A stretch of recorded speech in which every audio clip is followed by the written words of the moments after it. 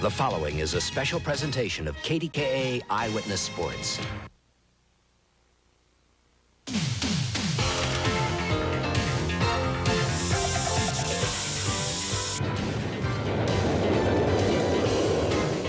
Pirates 88 Hardball is sponsored by Bud Light. Everything else is just a light.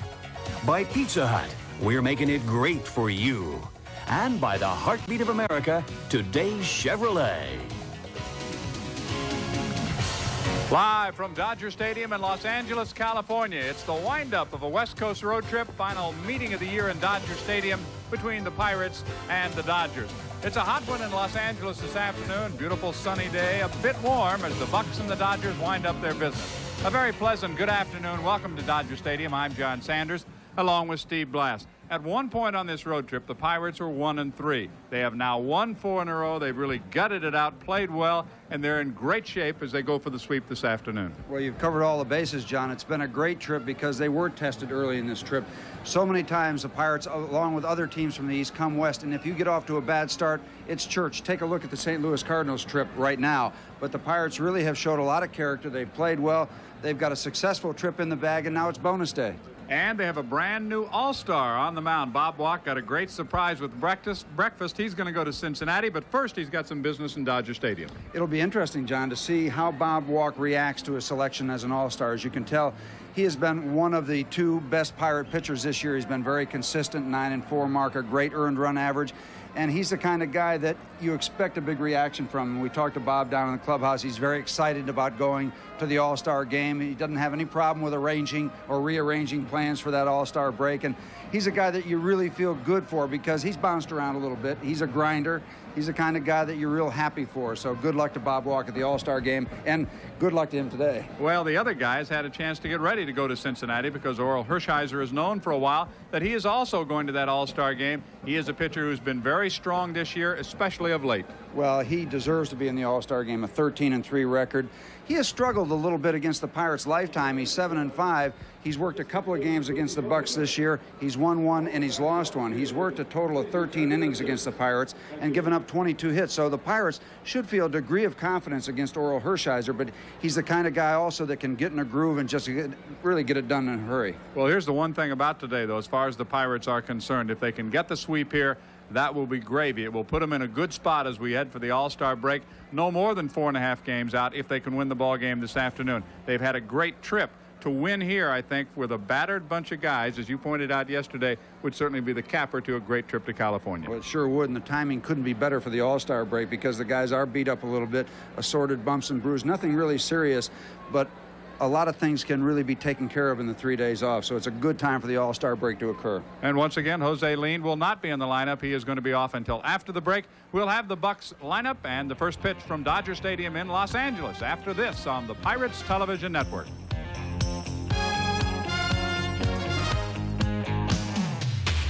Dodger Stadium in Los Angeles, California. On a warm, sunny afternoon, the umpires are gathered at the plate. We're about to get the lineup cards presented and get this ball game underway. Bucks going for a sweep, trying to make it 5 in a row here in California. A great finish to what is the first half of the 1988 season. Let's check out the starting lineup for the Pirates tonight because Jim Leyland has had to shuffle just a bit because of those bumps and bruises. Barry Bonds will be leading off and playing left field. In the number 2 spot for the 3rd straight game is Rafael Belliard at shortstop. Andy Van Slyke playing center field, batting 3rd. Then it's Bobby Bonilla. He's at 3rd base. It'll be R.J. Reynolds playing right field for Darnell Coles this afternoon, batting in the number 5 spot. Then Sid Bream, who's been hitting 6th most of the recent weeks at first base. Junior Ortiz will catch. Mike LaValliere will get some rest.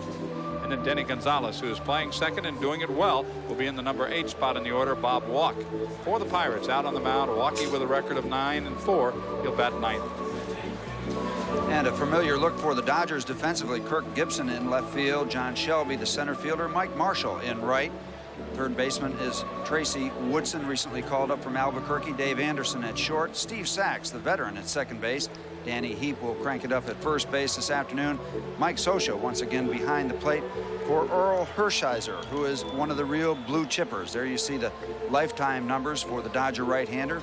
All-Star caliber numbers. This year, 13-3, 246, 6 complete games, 2 shutouts, He is starting his 18th game. He's appeared in one other, and yeah, he got a save in that game, so he has been extremely effective. 135 innings, 108 base hits. Those numbers you know are good. I like those. 41 walks, 86 strikeouts, 2-to-1 ratio there. He's given up 13 home runs. That's a little more than he'd like to, and as we said, 1-1 against the Pirates this year in a couple of starts, 7-5 lifetime against the Bucks. He is one of the quality right-handers in the National League. Bucks did rough him up a bit on May the 12th at Three River Stadium. He gave up 3 home runs in that ball game. He had won earlier against the Pirates in that Dodgers sweep of the Bucks early in May. That was on the 4th of May. He went 6 1/3 innings, but he gave up 10 hits in that ball game. So he gave up 12 hits in the second time. He's given up 22 hits in his 2 starts against the Pirates. So as you pointed out a while ago, there should be a certain amount of confidence, at least offensively, for the Bucks. Another good sign too, the Pirates starting to swing the bats a bit better and score some more runs. We ran into the hot pitching early on this West Coast road trip, but the Bucks pitching certainly has been equal to anything that we've seen out here, and I think most of the players on the team will start by crediting the Pirate pitching for the success here in California. Hear, hear. That is absolutely the truth. Today's umpires: Larry Poncino will be behind the plate. Fred Brocklander at second. Mike Winters, the new man, moves over to second base. John McSherry is at third. Orel Hershiser was the pitcher of the month in the National League in April. This is the quickest he's ever got to the 10-win plateau in his career. Last year he was 16-16. The year before 14-14 with Dodger clubs that really struggled a lot scoring runs. And Orel Hershiser, he's the kind of guy that you're going to get your answers to pretty quickly. He doesn't waste much time. He gets the ball and throws it. And usually you will see him either breezing through a game easily, or if he struggles, he's out of there quickly. He doesn't take too much time. He gets the job done one way or another very quickly. And he has won 6 in a row, 7 of his last 8. The number's very good. You look at his chart of recent starts, you don't see anything underneath 7 innings. So he takes his ball club deep into the ball game. Let's check out the coaches for the Pittsburgh Pirates. A couple of familiar faces. Gene Lamont and Tommy Sant. And they have had a busy trip, coming out early in all 3 cities, throwing batting practice. Tommy Lasorda wanting to get his ball club back going again. They've lost ground to the Giants the last 2 days, just holding a 3.5 game lead in the National League West now. The Pirates 4.5 games, as we mentioned, behind the Dodgers, or behind the Mets. And the Mets right now are winning 3-2 or 4-3. They'll be all right. It's 4-3 in the 5th inning. Kevin McReynolds and Howard Johnson have homered in that ball game. I will keep you posted on everything in Major League Baseball as we go along. Bonds has had a lot of success against Hershiser this year. He's 4 for 8, and he's touched him up for a pair of home runs. Bonilla has also homered twice against Hershiser, and Van Slyke has homered once. Rolled foul by Bonds. The assortment of pitches for Orel Hershiser: good fastball, good curve, good changeup. Good. Barry in this series 3 for 7. Hit the 3-run home run last night. He's been swinging the bat pretty well after sitting out 4 games with that bruised left knee. 1-1 the count. We're just underway. Very happy to have you with us on this Sunday afternoon. Hope you're having a pleasant day. And like us, you're looking forward to the All-Star break. Foul back. Of course, the Bucks will be represented by the 3 players, and Greg Johnson will also be there. He will not start. He was not. He was a write-in candidate. He didn't get a lot of votes, but apparently Whitey Herzog feels very strongly that he wants him there with him. Greg, of course, handles the publicity for the ball club on the road. Understand that there will be a few more people also from the front office heading there, including Sid Thrift. Bernie Mullen will be going. Richard Anderson, Rick Cerrone. So I hope they all have a good time at the All-Star game. I will not be there. Bonds is caught looking. Well, Orel Hershiser tried the fastball. It kind of tails back just a little bit. Missed with it the pitch before. This time he picks up the strikeout. See that ball move back just enough to nick that inside corner. Well, I tell you, I thought the previous pitch looked like a better pitch than the one that was a called strike.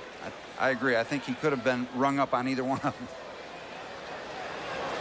Rafael Belliard 3 for 9 here in Dodger Stadium in the series, and Rafael loves to come to this ballpark. Belliard a .429 career average in Dodger Stadium. He played here every day, he'd be an all-star.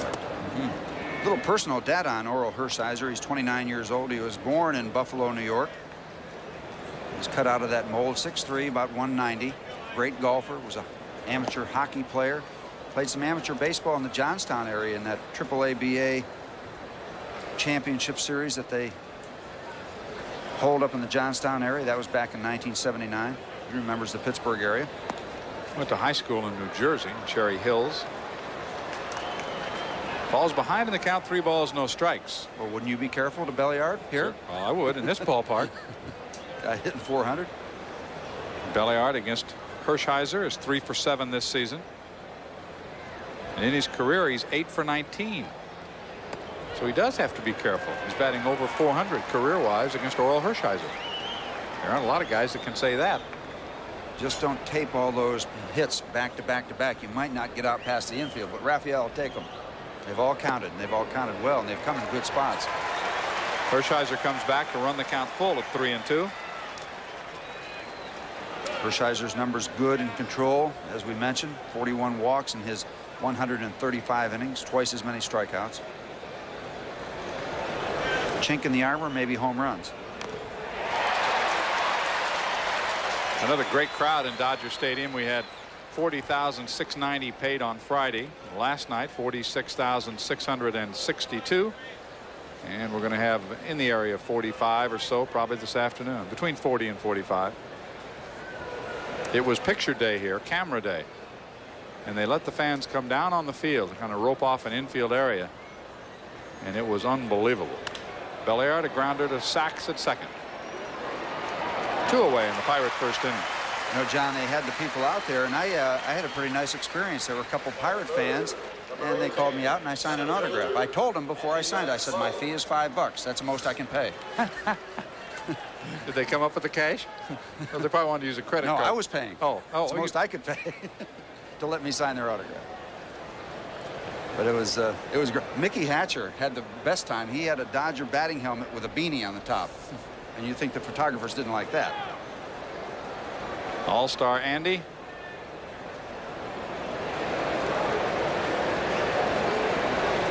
Three for 10 in the series.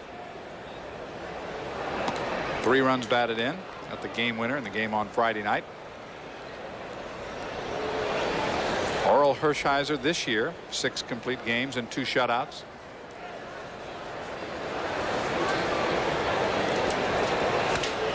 Van Slyke a grounder to Sachs. A strikeout, a couple of ground outs. The Bucks do not score in the top of the first. We'll meet the Dodgers when we come back to Los Angeles.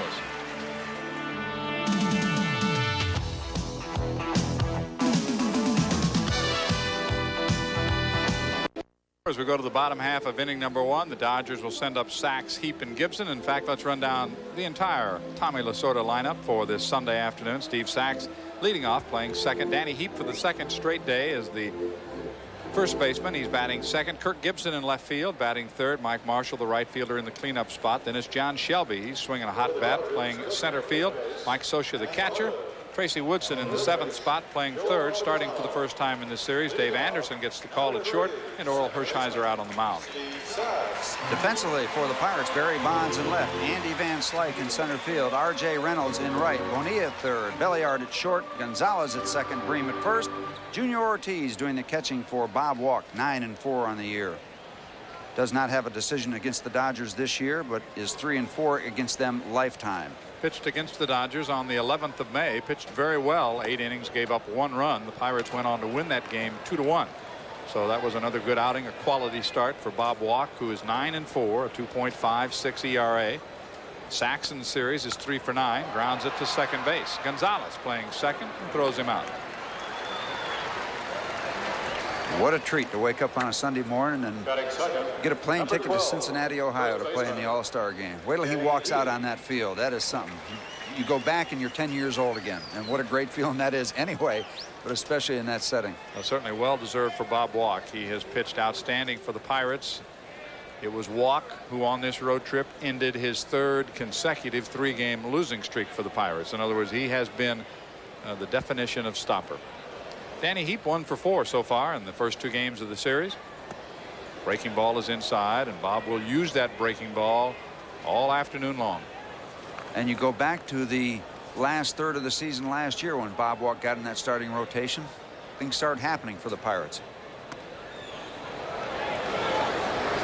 And you wonder the excitement for Bob Walk, whether it would be a plus or maybe a distraction in this game this afternoon. There's no way of knowing that. Get more of an idea later on, about 2 hours from now. Served into left field. Bonds cannot make the catch, so it'll be a base hit. Barry obviously still bothered a bit by that bruised left leg and not quite able to get the glove down in time. He short hopped it, and it's a single for Heap. Got the big glove right there. Yep, there you go. Good camera work, and Heap's on with that base hit. That's a classic swing for him, serving the ball out into left field. Barry not getting as good a jump as you expect from Barry Bonds, because he is a tremendous left fielder, and normally you'll see him right on top of that ball. It won't happen every time, but Bobby's capable of making that play. Kirk Gibson has 3 hits in the series, 3 for 7, batting .303 on the year. Here's a guy who only knows one way to play baseball, and that's full out. Full throttle. We remind you that there is some severe weather, we understand, back in the Pittsburgh area. So we will be bringing you that information as the game goes along. Ball 1 to Gibson. Gibson signed by the Dodgers during the offseason.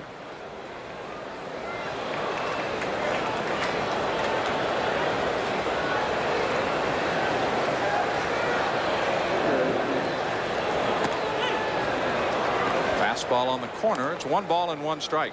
And now, as an indicator right there, Junior Ortiz moving out on the outside part of the strike zone, sitting there. Bob Walk getting him that pitch, so that's an indicator to both Walk and Ortiz. They might get that call in borderline situations. See him moving back out again.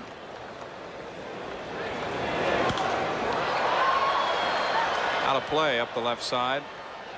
Gibson hitting .364 against the Bucks this year. A couple of home runs.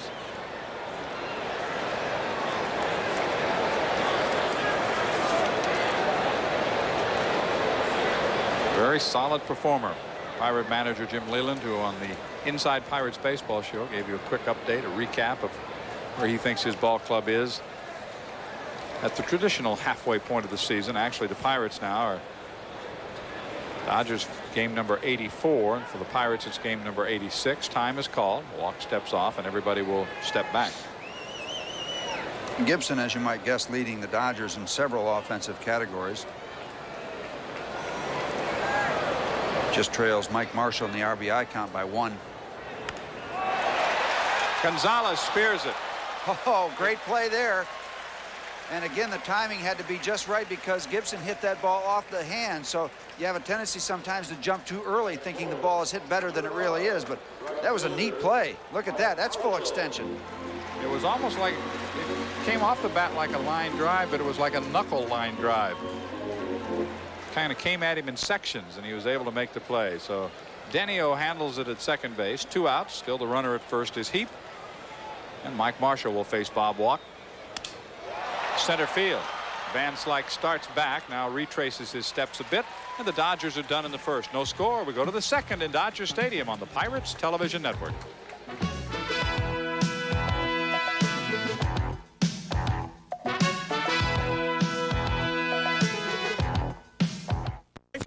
Of the original party animal with the grand poobah of partyometry, Bud Light's own Spuds MacKenzie, as he's planning tonight's big bash. His fans watch as he tans his way to party elegance, a facial and massage, and Spuds MacKenzie is ready to party. And Spuds parties with only Bud Light. He knows everything else is just a light. No score. Second inning in Dodger Stadium as the baseball bounces right into your living room. We have our first Giant Eagle home run inning of the afternoon. Mary Cortese of Leetsdale, PA, is our contestant, and if a home run is hit by a Pirate, $700 in Giant Eagle grocery certificates will head Mary's way and help her set her table. It'll be Bobby Bonilla, R.J. Reynolds, and Sid Bream here in the home run inning, the first of 3 that we'll have this afternoon.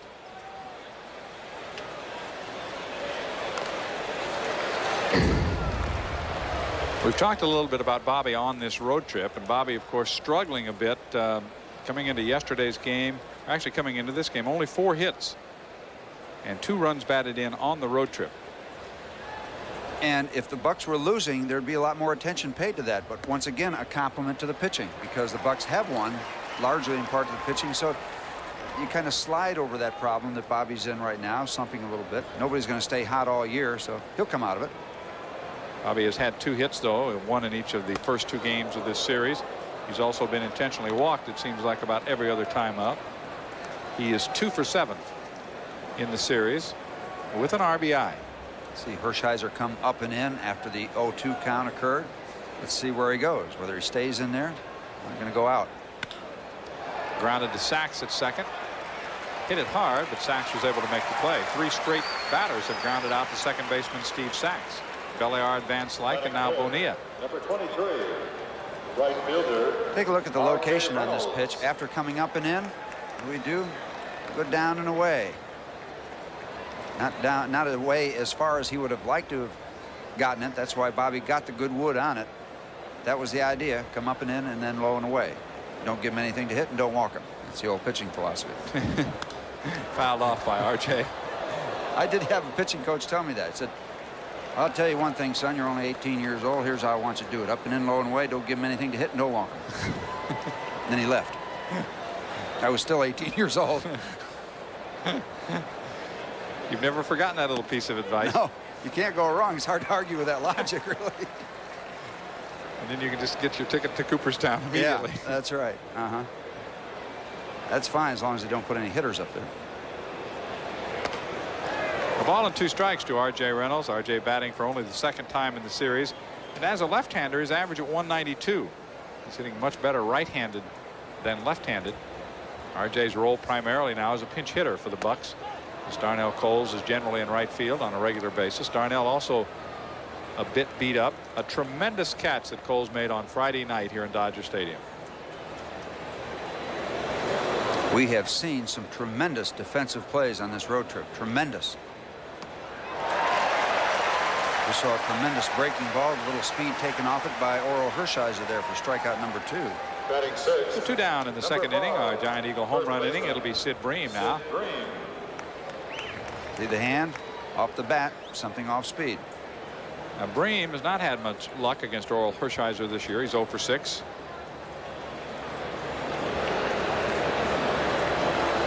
And only 5 hits against the Dodger right-hander in his career. The former Dodger against the Dodger. Down low, ball 1. John, I want to read you a pitching staff here. Bob Gibson, Don Sutton, Steve Carlton, Bill Stoneman, Tug McGraw, Clay Carroll, Ferguson Jenkins, and Tom Seaver. Not a bad group. Steve Blass would be included in that. Yeah, that was the pitching staff of the 1972 All-Star team. And I went down to the bullpen. That's sitting in some pretty good company down in the bullpen, too. You leave the clubhouse where there's some Hall of Famers, and you go out to the bullpen where you're going to run into some Hall of Famers. You might wonder, Bill Stoneman, who is now the general manager of the Montreal Expos, had a couple no-hitters early in that franchise's history. McGraw was a great reliever for the Mets during that era. Clay Carroll, a great reliever, the Hawk for Cincinnati. Ferguson Jenkins and his orchestra, and Tom Seaver. Fly ball down the left field line. Gibson toward the line in fair territory makes the catch. We did not have a home run in our home run inning, but we don't have any losers here. From Eric Cortese, we have certificates redeemable for a case of Diet Coke, courtesy of Cameron Coca-Cola. We also have a gift pack from Heinz. We'll try it again in the 4th inning. Our jackpot will be up to $800.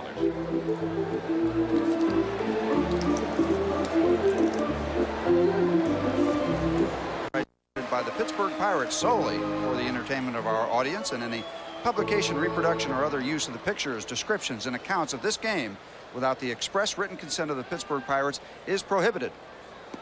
Is there more? There is more. The announcers for this telecast, you might be surprised by this, have been selected by station KDKA subject to the approval of the Pittsburgh Pirates. Bonds will not catch up with it, so Shelby stays hot. His 5th hit in this series and 9 at-bats. He doubles to left center. Boy, he's in a groove, Steve. He's making it look easy right now. He has had a great series against the Pirates. The big home run Friday night in a losing cause. 3 base hits last night. Keeps it going today. And John Shelby really fulfilling everything the Dodgers saw in him at Baltimore when they got him in the trade last year. Good swing, good stance, everything's in the right place, and for him the ball winds up in the right place. One hops off the wall in left center field. An easy double for Shelby. Second hit for the Dodgers. They have a runner in scoring position. Nobody out in the second inning. Mike Scioscia, who drove in a run with a sacrifice fly last night, bunts it. It's a good bunt. Bream is there. Will flip on to walk. The out at first, and the runner goes to third. Sacrifice goes 3-1. And John Shelby is at third base. This is a dandy bunt. I'm not so sure that was a sacrifice or a try at a base hit. It serves the purpose either way. And he almost got the bonus out of it. If it's a little slower, he's on first base. So now the Dodgers, with the chance to take the lead, have a runner at third and one out.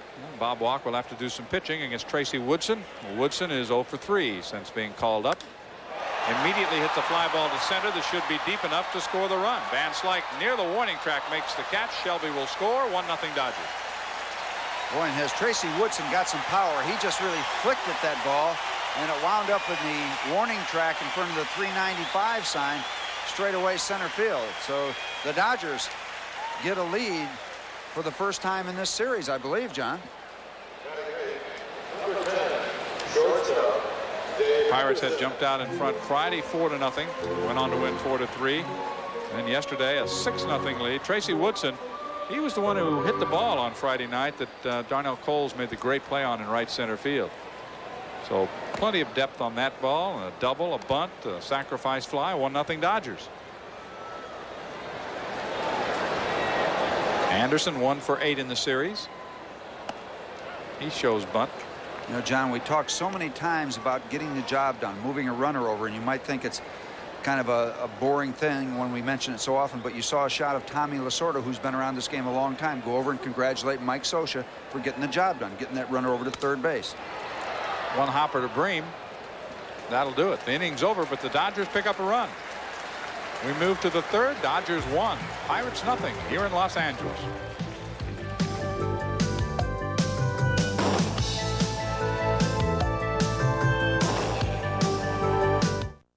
Bobby Bonilla, and good luck in the All-Star game. Dodgers have taken a 1-0 lead as we go to the third here in Los Angeles. Bottom third of the order coming up for the Pirates, and coming up back in Pittsburgh, a chance to see the Bucs after the All-Star break. Thursday, Friday, Saturday, and Sunday, all with the San Francisco Giants. But there's more. The West Coast teams continue to come on the 18th, 19th, and 20th. It'll be the Padres, and the last round against California groups. 21st, 22nd, 23rd, and 24th. It's the Dodgers. For ticket information, we have operators standing by right now to take your calls. You can call 321-BUCKS, and remember, you can charge those tickets, or you can go by the box office tomorrow. If you're outside of Pittsburgh and Allegheny County, it's a toll-free call, 1-800-BUY-BUCKS. That's B-U-Y-B-U-C-S. Hope to see you. Good homestand, an 11-game homestand immediately following the All-Star break. Fly ball to right field. Hershiser is retired 7 in a row. And he doesn't waste any time when he gets in this groove. Be careful, because the next time you look up, it might be the 7th inning and things are pretty much the same. He's that kind of pitcher. By the way, in the Giants series, John Smiley will be working Thursday night against Rick Russell. Good matchup, and that's the third time that they will have cranked up. Bob Walk will work Friday against Kelly Downs. Downs pitching that great shutout against the Pirates last Sunday. Drabek will work against Mike LaCosse in Game 3. Denio with a ground ball. Great play at third by Woodson. Throws him out. So Tracy Woodson, just recently called up from Albuquerque. Looks like he might want to stay here for a while. The way he's swinging the bat and the way he handles a glove right here. A great reaction, a backhand stab. He gets up. At that point, he's going to have plenty of time after making what he made out of the play in the beginning. Play is made right there. Once he does that, he does have the time. Bob Walk will bat. Hershiser trying to go through the lineup the first time around in perfect fashion. Walk tries to bunt. Bob is 3 for 38 as a batter. You know, John, you mentioned about camera day here at the ballpark. No batting practice, no infield practice for either team. Well, Woodson doesn't need it, obviously. Strike 2. 2 strikeouts so far for Hershiser. couple of fly balls, 3 ground outs, or excuse me, 4 ground outs, 2 fly balls, 2 strikeouts. Make it 3 strikeouts. A perfect 3 for Hershiser. Bottom of the 3rd. Dodgers 1. Pirates nothing.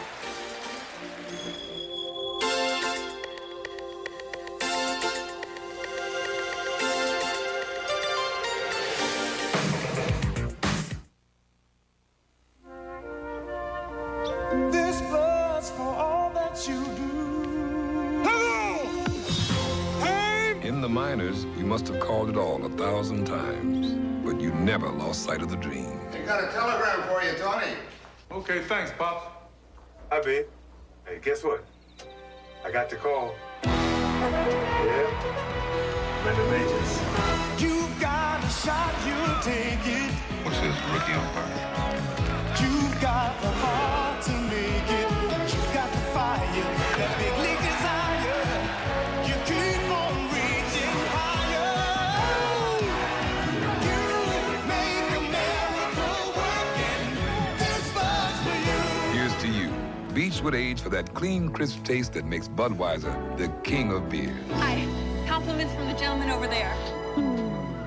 This was for you.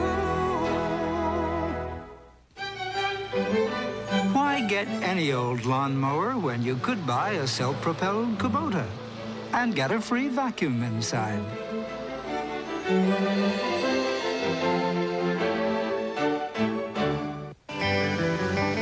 With its high-speed blade and high-suction turbo fan, a Kubota can make short work of the longest yard.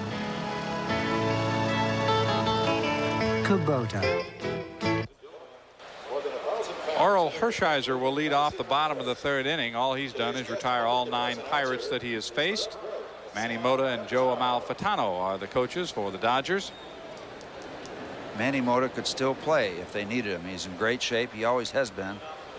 I'm sure he still takes batting practice on a regular basis. He was a teammate of his when he spent some time with the Pittsburgh Pirates. He and Matty Lou split time in center field for a while. Breaking ball for called strike 1. Hershiser, 091 batting average. He's 4 for 44. 4 runs batted in. Grounds it to Belliard at short. 1 away. Walk gave up the leadoff double in the 2nd inning, and the Dodgers then moved Shelby over and got him in. That's the difference in the ball game at this point. 1-0. They got it done without a hit after that double. 2 sacrifices. And you look at these 2 pitchers, and it's not hard to understand that we're moving right along 1-0 in the top of the 3rd. Not too much offense. Combined, they are 22-7. When you look at Bob Walk's record and Orel Hershiser. And they'll have a chance to talk things over Tuesday in Cincinnati at the All-Star game. Steve Sachs, good numbers as you see against the Pirates. 0 for 1 in this ball game. Grounded out to 2nd, his first time up. Bob has not walked a batter thus far. He's given up 2 hits. Heap got a single in the 1st. Shelby with that leadoff double in the 2nd. Pirates haven't had a sniff yet. Bonilla cuts it off and guns him down. And that's going to be a base hit if Bobby doesn't cut it off, because it would have been very deep in the hole for Rafael Belliard, and hit slowly wouldn't have gotten to him in time. Watch the short hop he takes right there. That's a good play. Excellent play. I'm going to give him a star for that one. Okay, good. There you see Bobby cutting across. See where he was playing originally. After that, let's load up the howitzer and get it across the infield. Bobby won't admit it, but he loves to make that throw. Maybe he will admit it. A lot of times when he spears a ball early, he'll just stop and kind of flip. But that time he went up top, and you're right, he unloaded it. Heap a single to left his first time up, just eluding the glove of Bonds, who was coming on in left field.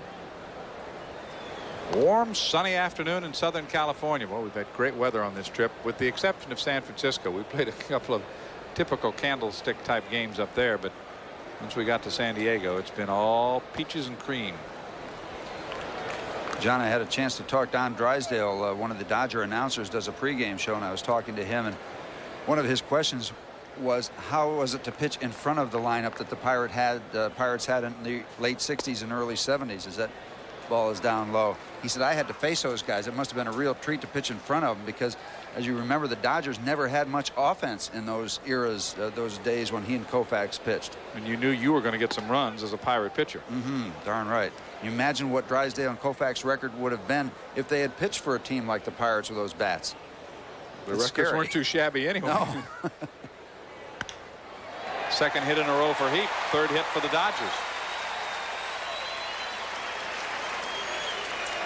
So Heap has singled twice in the ball game. He's aboard with 2 outs, and Kirk Gibson will get to swing.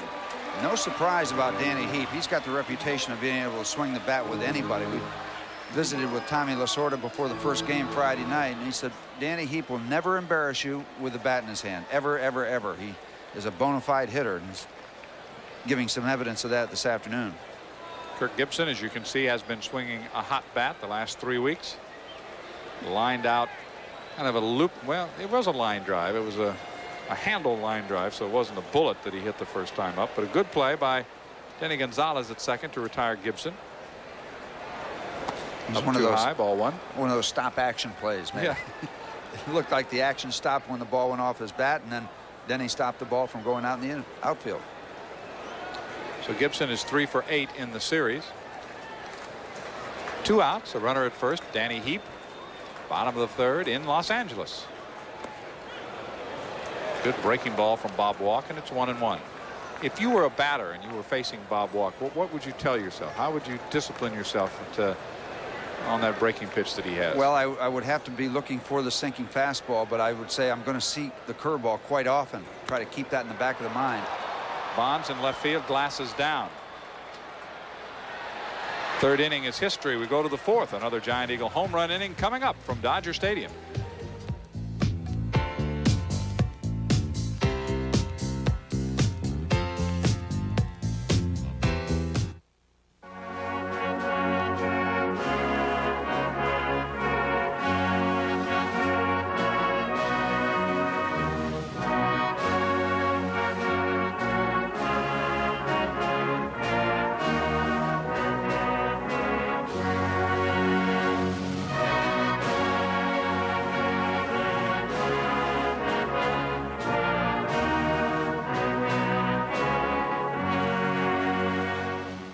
Millions of miles and millions of cars, more of them every year. They're riding on Kendall Motor Oil. That's what I hear. Every year, more Americans discover the protection that only comes with the unique, pure quality of Kendall Motor Oil. They're riding on Kendall Motor Oil, year after year. Kendall, protection worth its weight in gold for more than 100 years. Enter the Kendall Summer Sizzle Sweepstakes at fine retailers in the Pittsburgh area. I'm Jimmy Rhodes. And I'm Steve Hansen. At Ocean City, Maryland, they picked the best body on the beach. Need we say more? Whew. Evening Magazine, Monday at 7:30. Pirates 88 Hardball is sponsored by the Pennsylvania Lottery. Proceeds benefit older Pennsylvanians. By the Heartbeat of America, today's Chevrolet and your Greater Pittsburgh Chevy dealers. By Bell of Pennsylvania, we're putting our names on the line for you. And by Eaton Park, where there's always something special cooking. Now Bob Walk, a good start for him. He's given up 3 hits, 1 run so far. The Pirates, as they come up for the second time around, have nothing to show for their efforts against Orel Hershiser. I'll tell you, somebody who'd like it would be Ann Fedoric from Blairsville, PA, because she is our latest contestant in our Giant Eagle home run inning. We have $800 in Giant Eagle groceries for Ann if a Pirate hits a home run, and it'll be Bonds, Belliard, and Van Slyke to face Orel Hershiser. He has struck out at least 1 man in every inning and retired all 9 that he's faced. Bonds was caught looking to start the ball game.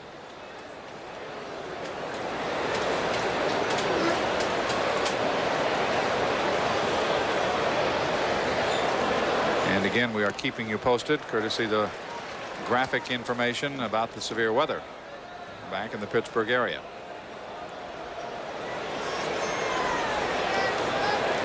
John, we found Barbara Streisand in the crowd last night. We didn't recognize the fellow beside her. No, we didn't. That shows how much we know. Well, it was because he had shaven. He was clean shaven. Don Johnson of Miami Vice. Her escort at the ballpark. Some serious cash sitting there. Well, Bonds went for a bad pitch. And for the second time in the game, he's out on strikes. Strikeout number 4 for Hershiser. And he'll get you to do this. He'll get you to chase a bad ball. It's not enough that he has good stuff in the strike zone, but he will set up those kind of pitches. He has a real good idea what he's doing. Pirates have won 4 in a row coming into Dodger Stadium, trying to get the sweep over Los Angeles and pay the Dodgers back for last year, their last trip in early May when LA smashed the Bucks 3 in a row in this ballpark. Friday it was a 4-3 Pirate victory. Saturday 8-2. Valliart grounds it to second base. 11 in a row retired by Orel Hershiser. Hershiser first came up to the big leagues, joined the Dodgers in 1983, just worked in 10 games that particular year, but since then, starting in 1984, he has compiled a record of 73 and 44. That is serious numbers, double figures every year. Best year 1985, he was 19 and 3 with a 203 earned run average. And he's already 13 and 3 this year with a 2.46 ERA. Throws ball 1 to Andy Van Slyke. Rather intense conversation between Rick Dempsey and Tommy Lasorda along the Dodger bench. Bill Russell joining that conversation.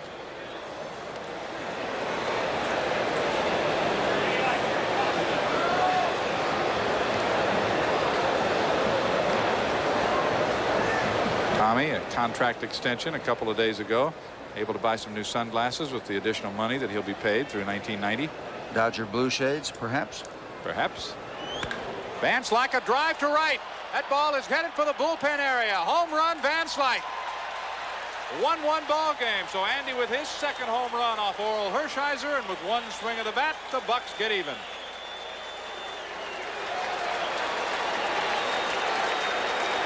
Number 14 for Andy. Well, we've had a lot of activity down in the Pirate bullpen this series, but they love moving around for that kind of shot. Andy just really caught a hold of that pitch and drove it deep over the fence. No question about it being a home run, just a matter of how far it was going to go. And I'll tell you who's going to enjoy the replay of the swing as much as anybody. It's Ann Fedoric of Blairsville, PA, because Ann, you have just won $800 in Giant Eagle grocery certificates, plus certificates redeemable for a case of Diet Coke. So we'll start over with $100 when we go to the 8th inning. And best news about that, there's no such thing as blue food, so no Dodger blue food. You got to use it for all regular stuff. I started to say as Andy unloaded that home run that this is Think Blue Week. This is the windup of Think Blue Week. And we've just been blued and blued and blued out here. And at this point, it is the Pirates who are making the Dodgers blue. Singing the blues. Of course, at night, that Think Blue is blue. They have lights up there. Kind of a pretty blue color. It looks even prettier when the Bucks have won the first 2 games. Didn't mind looking at it at all. Kind of a funny hop. Goes over the head of Heap. Bobby Bowe on his way to second. Marshall with a throw, but Bonilla's at second base. And that ball almost took Danny Heap's head off. It came up, and it might have clipped him a little bit. A wicked hop. It'll be a double. So with 2 outs, a home run by Van Slyke, and this double. Watch Heap. He doesn't know what to do here. Heads up. And that could have been disastrous. I mean, the ball was hit like a shot coming up, taking that kind of hop. Danny Heap happy that Bonilla's at second base, and he's alive. Heap was not happy about the hop, though. Not a happy Heap hop. No. Enough. R.J. Reynolds struck out his first time up. Pirates now with a go-ahead run in scoring position. How would you explain how you pitchers can look perfect the first time through the lineup, and then all of a sudden, boom? I wish I could answer that. I can't. He can't. Peranowski can't. A couple of strikes to R.J. Reynolds. Does not offer. R.J. struck out swinging his first time up. It's 0-2. Bonilla's on at second. Van Slyke with a home run, and the Pirates have tied the game. I think the only thinking is you can't go through a whole game without making some mistakes. You get away with some of them, and some of them you don't. Big league hitters involved on the other side of the coin, and they take advantage. When you don't get the ball exactly where you want it, things happen. Stuff happens. And Andy Van Slyke took care of that mistake that Orel Hershiser made. He really drilled it. Andy with 61 runs batted in now. That ties him, at least for right now, with Davis, depending upon what Davis does in Houston this afternoon, for second in the National League for Andy Van Slyke. And Andy picking up the home run. That'll move him up to 14. Put him in a tie with Andre Dawson in the top 10. A pretty good offensive production. Well, the Bucks have the home run bat going again here last night today. There's a drive down the right field line, base hit into the corner. Here comes Bonilla around third. He'll score the go-ahead run. Pirates lead 2-1. Reynolds around second, on his way to third. The relay, not in time. An RBI triple for R.J. Reynolds down the right field line. The Bucks, 3 straight hits, a homer, a double, and a triple, and the Pirates have the lead. And you want a little 2-out offense? Here it is. After a strikeout and a routine ground ball, the Bucks pick up the home run by Andy Van Slyke, a double and a triple. And all of a sudden, they've found the key to unlock the door to Orel Hershiser. See that fan messing around with the ball? For R.J. Reynolds, RBI number 27. R.J. picking up the triple. And that's R.J.'s first triple of the year. And it would have been taken away from him had the fan really disrupted that bounce off the wall, but he didn't get any hands on it, so R.J. winds up at third base. How about if we hit for the cycle here in this inning? Then it would be 3-0. That would be very nice, although it's a little bit out of order. You have the home run, double, then the triple. But I think it's okay. Now if we get a single here. Just perfect. A home run by Van Slyke. Bonilla a double. It almost took Heap's head off at first base. And then Reynolds a triple down the right field line. So R.J. is 90 feet away. The Pirates have taken the lead. It's a called strike, 1-2. Bream with a fly ball to left his first time up. All of this happening after the first 2 batters had been retired routinely. Hershiser knocked down the first 11.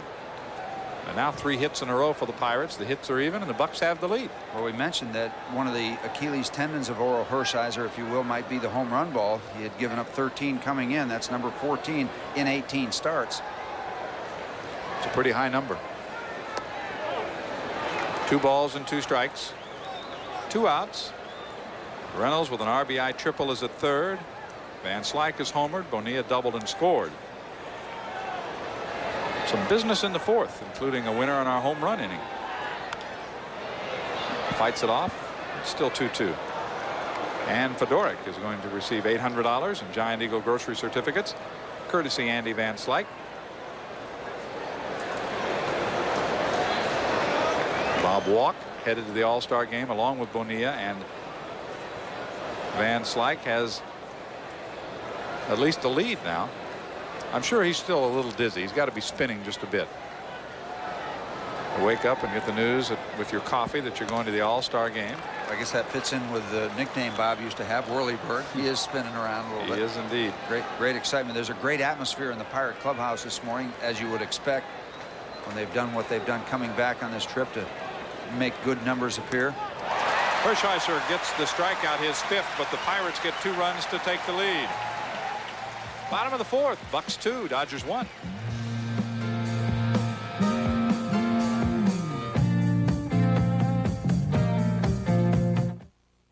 When Giant Eagle started absolute minimum pricing, everyone started celebrating. In fact, folks just couldn't say enough about it. I wish I had words to express how I do feel. I mean, it's something you just can't put into words. Well, maybe this will help. 100% natural Heinz thick and rich barbecue sauce, available in 7 flavors at absolute minimum prices every day.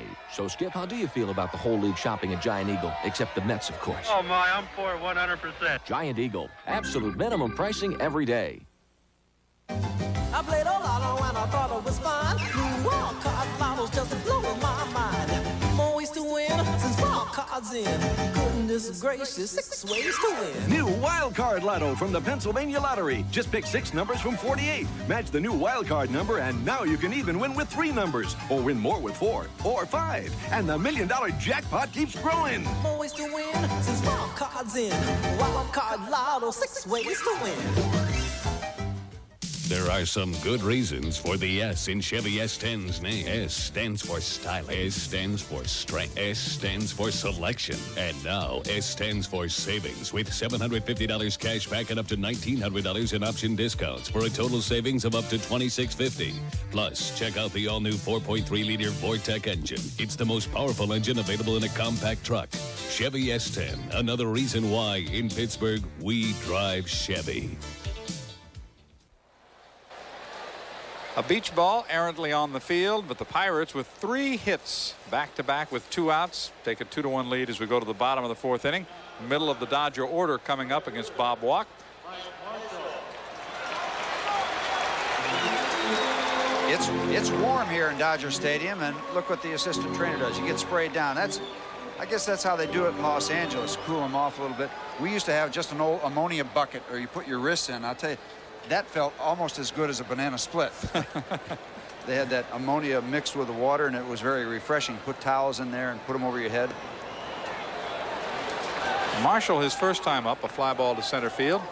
We'll try to keep you updated on what the Mets are doing. At last count, they were winning 4-3. The game was in the 7th inning. Playing in the Astrodome. Pirates 4.5 games behind the Mets at the start of the day. And the Bucks, 4-game winning streak. The only streak that's longer in the National League, 6 by Montreal. Marshall is out number 1. So the Pirate pitchers continue to do a good job on Mike Marshall. Mike Dunn pitched him very well last night. Boy, he really exploded his fastball in on him, didn't he, last night? Sure did. And now Bob Walk getting him out the first 2 times up. So Marshall is 2 for 10 in the series. Here's one person the Pirates have not done a very good job on in this series. He is 5 for 9. John Shelby, a home run, 4 RBIs in the series. Doubled and scored the Dodger run in the 2nd inning. Just tell by the way he's swinging the bat, he's got a lot of confidence up there. The old cliche that he's seeing the ball well. It looks like that when he takes that kind of cut. Fouled back, updating that Mets game. We do have some additional scores. The Mets are leading 6-5, and the Astros are batting in the bottom of the 9th inning. So that's where that stands. Mets leading 6-5. Houston batting in the bottom of the 9th inning. Montreal could be on their way to a 7th win in a row. We're going to get Shelby out here. That's good news too. They lead Atlanta 2-1 in the bottom of the 8th in Atlanta. Philadelphia and Cincinnati. It's the Reds 2, the Phillies nothing in the bottom of the 5th. Andre Dawson with a home run for Chicago in the 1st inning in San Diego. They lead that game 1-0. The Cardinals and the Giants are scoreless in the 1st, and that, after giving up 21 runs yesterday, would be a moral victory, obviously, for the Cardinals. They might be celebrating. Oakland beat Detroit in the battle of division leaders 8-2. Terry Steinbach, who'll be in the All-Star game. Walt Weiss hit home runs. Darrell Evans with 1 for Detroit. 8-2, though. The Oakland A's win again.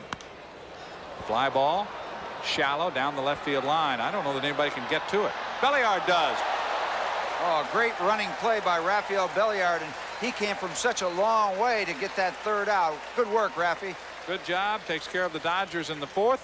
Lanny Fratteri will join us here as we go to the 5th in Dodger Stadium. Pirates leading 2-1.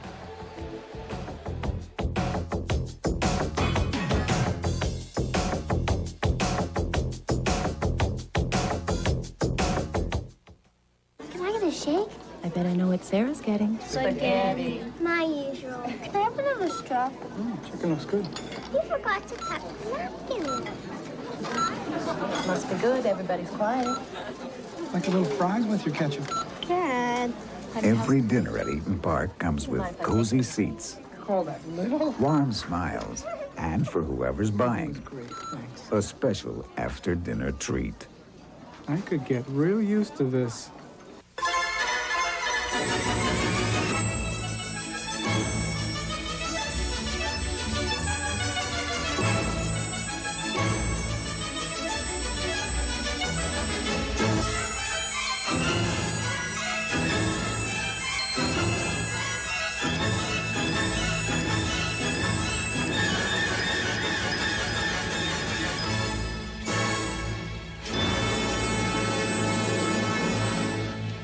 service all the time, no matter what. Signature service from Bell of Pennsylvania. Seemed the guy had taken a woman and some children hostage, and I met with the chief of police, and he told me they'd need some additional lines installed. Naturally, our crew was able to give them what they were looking for. To have the technology, to have the ability to put all that together almost in an instant, it really was the difference between life and death. Well, we're going to the top of the fifth. We've got Lanny Fratteri a 2-1 lead, and Lanny, the beat goes on with a timely hitting and another great defensive play. Rafael Belliard doing a great job to get that third out in the bottom of the fourth inning. Yeah, Pirate defense has been very good on this road trip. Belliard going far into foul ground to make a dynamite catch to end the Dodger fourth inning. Great to have you with us this afternoon, and look who leads off the inning. It's Junior Ortiz. Perfect. Ground ball to second. And up with it is Sachs. The throw to first base is out number 1. You think Andy Van Slyke got all of that ball he hit out? I mean, you could hear that good sound even up here in the booth. I think his home run went just a couple of feet further than LaVallier's yesterday. Yeah, and you think Mike will hear about that after the game? I'm sure they'll discuss distance. Here's Denny Gonzalez, retired on a fine play by Tracy Woodson in the third inning. Totals in the game: 2 runs, 3 hits for the Pirates, 1 run, 3 hits for the Dodgers. All 3 Pirate hits, extra base hits.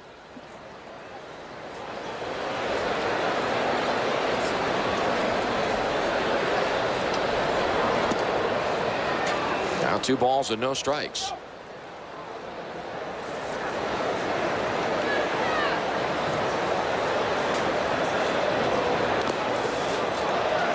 Off by Gonzalez, 2-1. Denny getting his 3rd straight start, what with Jose leaned out because of the back strain.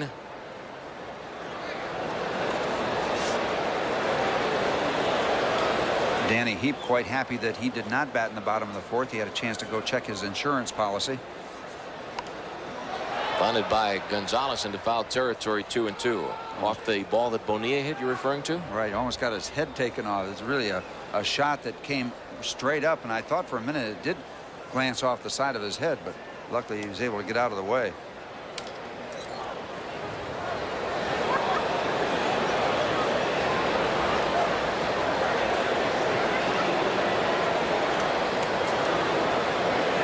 One away in the 5th inning. And the 2-2 pitch.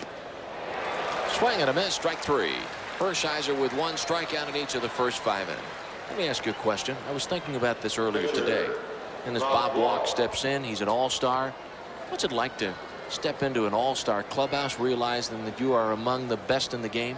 It is a treat. I found myself kind of hovering behind the concrete walls in Atlanta Fulton County Stadium watching these guys, and you compete against them, Atlanta. I think you lose track of how great they are because you see them on a day-to-day basis and you're trying to get them out and trying to win ball games against them, but you see them all in one room. It is fabulous. It is just a tremendous feeling because the All-Star selection is one of the few individual achievements that you have. Everything else seems to be so team-oriented, and you look at what the team does, but the All-Star break is what you do as an individual, and it is a great thrill. It's one of those things in that category. Everything they say it is times 10. 1 ball, 2 strikes, 2 down. Pirates leading 2-1, fouled off. Do you find yourself, as you talked several days ago about some of the great pitchers who were on that All-Star staff, do you find yourself looking to see if maybe the other guys do it a bit differently in terms of putting on their uniform or preparing themselves for a game because you're not in that situation? Yeah, you do. You watch how they move, how they operate and everything because you're never in their clubhouse. And you see Tom Seaver over in one corner, and then there's Ferguson Jenkins, Bob Gibson getting ready, and Johnny Bench. Johnny Bench and I had a conference out at the mound. He came out during the inning that I pitched, and I said, what do you want to throw? He said, wait a minute, you're the pitcher. I said, I asked you first. You know, you talk about being psyched up. And breaking ball 2-2. Well, who finally made the decision? I think I decided to throw him a slider, and then there was a BB hit at Lee May at first base. He tagged first base, and that was it. Speaking of All-Stars and Hall of Famers. Yes, sir. Don Drysdale, by the way, will take part in our old-timers game. And there's another Hall of Famer right alongside, the voice of the Dodgers and of NBC Sports, Vin Scully. Well, that's it's like an all-star atmosphere up here. Vin Scully walks by and says hello. Don Drysdale's here. Don Newcomb, Roy Campanella. It's wild. Just people keep coming by that have those great names. 2-2 pitch, fly ball to left field. Gibson will make the catch, and the Pirates are retired in order for the 4th time in 5 innings. But after 4 1/2, it's the Pirates 2 and the Dodgers 1.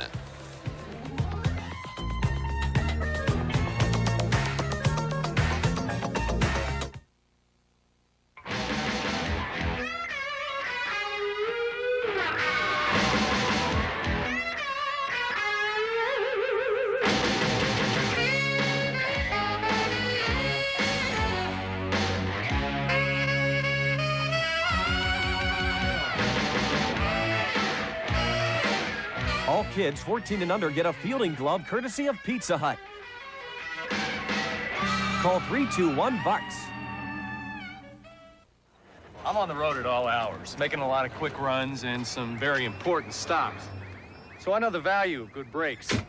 My livelihood and a lot of lives depend on it. When I'm off duty, our lives depend on good brakes. That's why I depend on Meineke. At Meineke, we do brakes, and we do them right. We analyze the whole system, pinpoint the problem, and fix it, period. No matter why you're on the road, you can depend on brakes from Meineke. I do. Leave it to the good hands, people. Suffering a loss. It means more than having a simple possession destroyed. It means suffering the shock and the aftershock that comes with a loss of control. Which is why Allstate always responds so quickly. In fact, faster than most everyone to help speed your recovery, both physical and emotional. The Allstate policy for fast, fair claims. Another reason. You're in good hands with Allstate. Congratulations, Andy Van Slyke, and good luck in the All-Star game. You've heard us talk about the Pirates Clubhouse store, where you can visit that store at home, get the catalog with more than 100 merchandise items for Pirate fans of all ages. The telephone number to call, 322-6666. Let's catalog the first 4 1/2 innings for you. The Dodgers got a run on the bottom of the 2nd inning. Tracy Woodson sacrifice fly cashing in John Shelby. The Pirates with 2 runs after 2 outs in the 4th inning. A solo home run by Andy Van Slyke, and then the RBI triple by R.J. Reynolds that knocked in Bobby Bonilla. And Bob Walk doing a good job of shutting the Dodgers down after the Bucks took the lead, retired the L.A. team 1-2-3 in the bottom of the 4th to let that lead stand. And that's where it is right now. Check swing by Woodson. And out number 1. And following through with the summary of what's happened so far, neither pitcher has walked a batter. There are 6 strikeouts in the game, all 6 recorded by Orel Hershiser. Not out of character for him. Came into the game with 86 in 135 innings. Not known as a power pitcher, but he really does get his share of strikeouts with the type of pitches he makes. Swing and a miss, strike 1. This is start number 18 for Bob Walk, and Bob has pitched through the 6th inning in 15 of his 17 starts. Talk about consistency on the mound.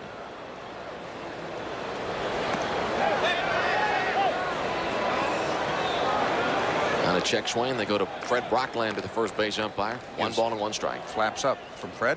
That's it. Looked like he wasn't real crazy about verifying the fact that the batter did not go around. Bouncer to second base, and Gonzalez throws out David Anderson. There are 2 outs in the 5th inning. Pirates leading 2-1. Good work by Bob Walk there on that at bat for Dave Anderson. Threw him a great slider on the outside corner for a strike, then tried to tease him with a breaking ball. Came right back with another slider. So good pitches thrown. A good pitch thrown to Tracy Woodson. Bob in that good groove now. Very effective with both the curve and the slider. Junior sets up outside. And Hershiser flips the bat at the ball and gets a base hit. And he'll need another bat next time. I think he broke it on that particular swing. And another good pitch by Bob Walk. Watch this great swing. Ole.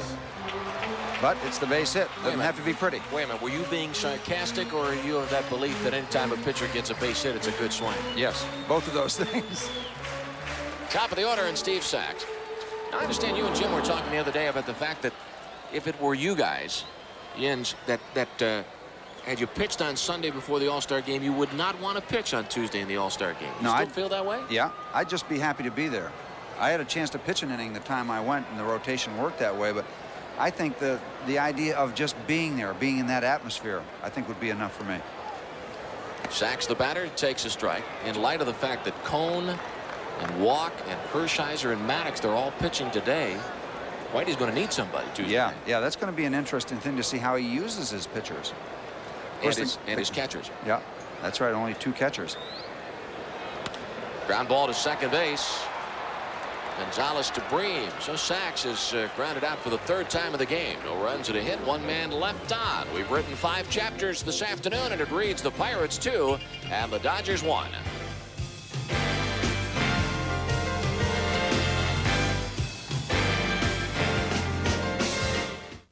If it wasn't for the Rivers, a lot of us guys would be looking for another line of work. It means our livelihood. It means livelihood for lots of people. The Rivers pays for my children's education, pays for my home, new truck I drive. It's just my livelihood. The locks are good for the economy because they create jobs for other people. As someone who grew up here, I know that our waterways are our economic lifeline. Without them, we couldn't move the coal, the steel, the products we need to keep and create the jobs that we have in Western Pennsylvania. That's why I fought for legislation and federal funds to modernize, to expand, to bring up to date our locks and dams from the top of the Monongahela to the lower Ohio.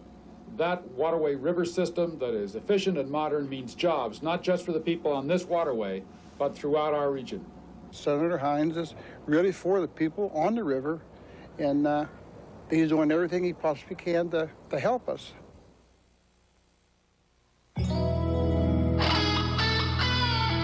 Somewhere, right now, there's a clean, crisp, ice-cold, beechwood aged Budweiser with your name on it. 2-1 Pirate lead as we go to the 6th inning. Here's Bob Walk coming down off the mound after pitching the 5th. Yeah, Junior Ortiz saying, take me to Cincinnati. Bob says, I don't have another ticket. In case you've not heard the news, Bob Walk has been named to the All-Star team to replace the injured Robbie Thompson. Time for the Equibank Challenge, sponsored by Equibank, the Straight Talk Bank. The 9th person to call 333-9363 with the correct answer will win 4 box seat tickets to a Pirates home game. Who was the last Triple Crown winner? A. Ted Williams, B. Steve Balboni, C. Frank Howard, D. Carl Yastrzemski. Or E. Secretariat? That was courtesy of Lonnie Dale. That was his vote. Steve Balboni? Well, we know one thing, it's not all of the above. Yeah, maybe that's the approach you need to take on this, friends, is kind of backtrack and deductive reasoning. Barry Bonds trying to deduce something here. He looked at a called 3rd strike in the 1st inning and then went down swinging at a pitch that was down and in the 4th. 2-1 Pirate lead, 6th inning.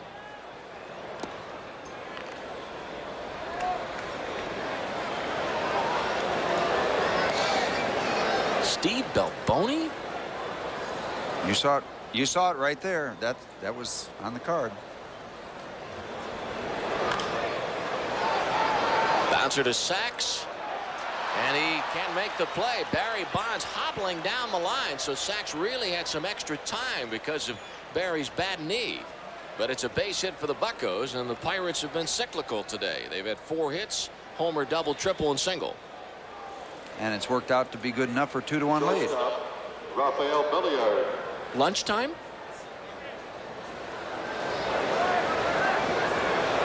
Jim Rooker has been at the trough again. Was that went to the buffet table? Yes. 3 or 4 hamburgers or cheeseburgers he had there. Here's Rafael Belliard, who has twice bounced out to second baseman Sachs. Pirates lead 2-1 in the 6th inning. See if Raffy tries to move Barry Bonds over to second base. Bunted in foul territory. We had a question today, a letter from a Pirate fan to the Sid Thrift Show about bunting, and Sid said rather candidly that Pirate bunting this year has been poor. And you know what, with the reputation of Sid Thrift and Jim Leyland and the coaching staff, they'll continue to work hard with this crew to try to correct that problem. Well, people continually say, why can't major league hitters and pitchers bunt the ball?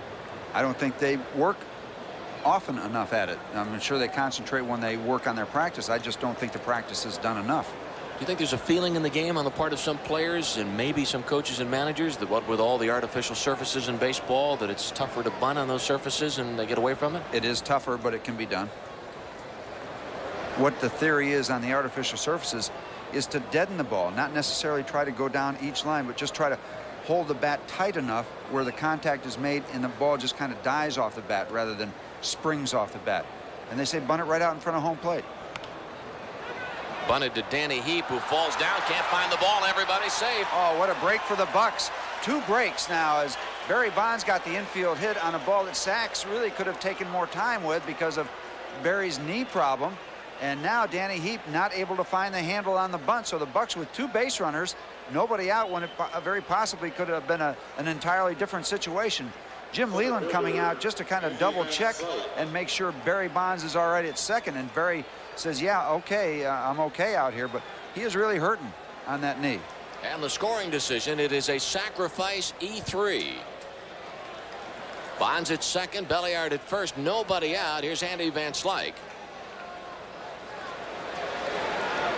Orel Hershiser giving up the home run to Van Slyke in the 4th inning. So Hershiser's allowed 14 home runs this year, giving up 6 of the 14 to the Pirates in '88. Big breaks for the Bucks here in the top of the 6th. Outside ball 1. Pirates lead 2-1 over the Dodgers. The Buccos hoping to sweep this series, hoping to make it a 5-game winning streak. Last report, we had the Mets leading in the 8th inning against the Astros. 5-4 was the last score I saw with New York on top. Actually, that game moving into the 9th inning. Should have a final real soon. Sachs to Anderson, and the throw to first base to Heap, not in time. And the Dodgers get the middleman, erasing Rafael Belliard, and Barry Bonds moves to third. So Andy Van Slyke hustling as he always does, beating this double play, and it becomes a big factor as the Bucks now with a chance on a sacrifice play to get it done. Let me see that slide again. Did you see Belliard slide? He forced Anderson to jump up and get the throw off the pivot as Belliard was about a step and a half outside the base path. We've seen a lot of that in this series. Little payback by Rafael. He's been on the receiving end several times. Bobby with a double and a run scored in the 4th inning.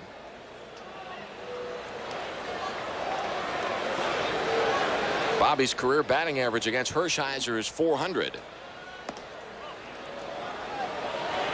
And ball 1.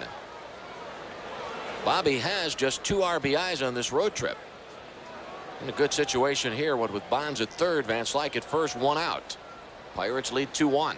Dodger infield at double play depth. 1 ball, 1 strike.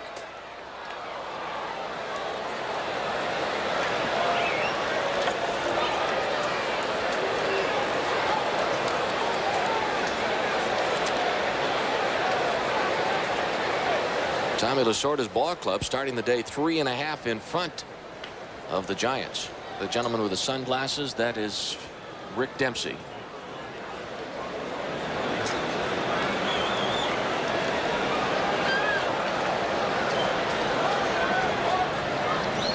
Throw to first base. Good looking sunglasses, but not even close to the batting helmet that Mickey Hatcher was wearing here at Camera Day. Had the beanie on top that spins around. Yeah, I think Lasorda wore that the other night on national television.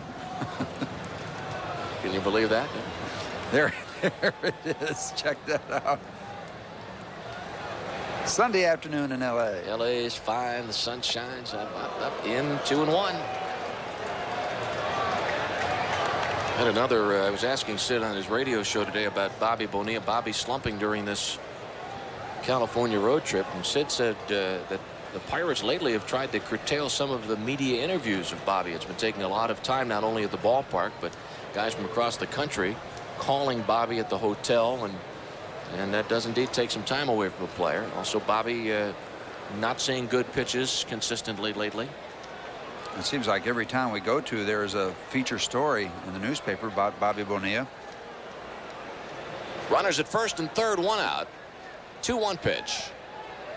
And it misses. 3-1.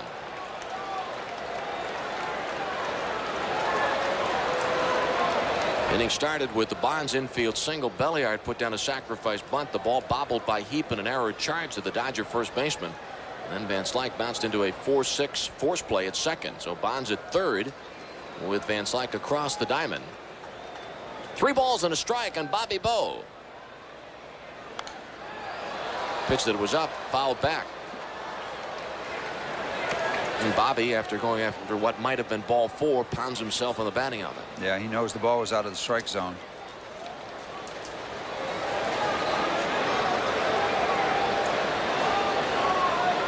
I think the one thing that really gets to Bobby, and he's got such an even temperament, is mistakes. Those are the things that get him angry. He doesn't have any problem with, I think, a pop-up or hitting a ground ball for an out. That's part of the game. But when he makes mistakes, I think that really frustrates him. That was a mistake there. Ball 4 with Van Slyke running on the 3-2 pitch. A throw to second base, but it doesn't matter. Now they're going to appeal to John McSherry on that check swing. That's a good job by Scioscia. That really was, because if they get the call from McSherry, the out has been made at second base. It's a double play, and they're out of the inning. So he does a good job of covering his bases by following through with the play. Now Ron Peronowski is going to come out. And Tommy Lasorda does not agree with John McSherry. Lasorda feeling that Bonilla had gone after the pitch. Yeah, Scioscia did the right thing. Dorsey takes a gamble by putting the ball in the air, throwing to second base. I don't think he went around on that one. I don't either. And the throw to second to Van Slyke, or to get Van Slyke, but because of ball 4, Andy is down at second. Bonilla at first, Bonds at third. That's the first walk of this ball game. 6 strikeouts recorded by Hershiser. Bob Walk, as Lenny just alluded to, a clean slate. No walks, no strikeouts. R.J. Reynolds struck out in the second and tripled in the 4th inning, driving in the Pirates' go-ahead run. R.J. playing in right field today in place of Darnell Coles. Bases loaded, 1 out. Pirates 2, Dodgers 1, 6th inning. Base hit center field. Bond scores. 3-1 Pirates. Van Slyke will cross the plate. The Buccos lead 4-1. R.J. Reynolds with 3 runs batted in today. And on the play, Bonilla goes to third.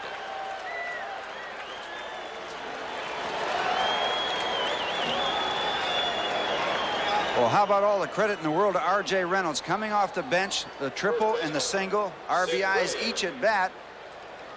Boy, that is just great to be able to watch, and Jim Leyland's got to feel so good about that. Puts R.J. in the lineup, and boy, does he ever come through. Next Sunday night at the Sheridan Station Square, R.J. Reynolds will lead the troops in Pirate Waiters 88. Well, serving up 2 key hits in this ball game is Reynolds. 4-1 Pirates. Gold at the corners and 1 out for Sid Bream. And activity in the bullpen.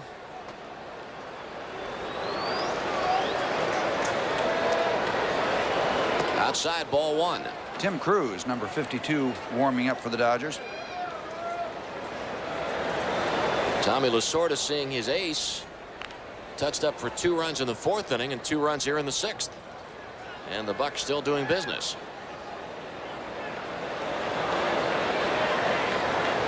1-0 pitch. Swing and a miss. So the decision of John McSherry turns out to be a favorable one for the Pirates. Instead of it being a strikeout and a caught stealing on a check swing, Van Slyke went down to second base. Bonilla walked on the play, and Pirates followed up with a 2-run single. Good work by R.J. Reynolds. Hershiser had given up 22 base hits coming into this game against the Pirates in 13 innings. So they've had their hacks against him, and they're continuing that today, making the most out of 5 hits so far this afternoon. See if the Pirates elect to run with Reynolds at first base sometime during this Bream at bat.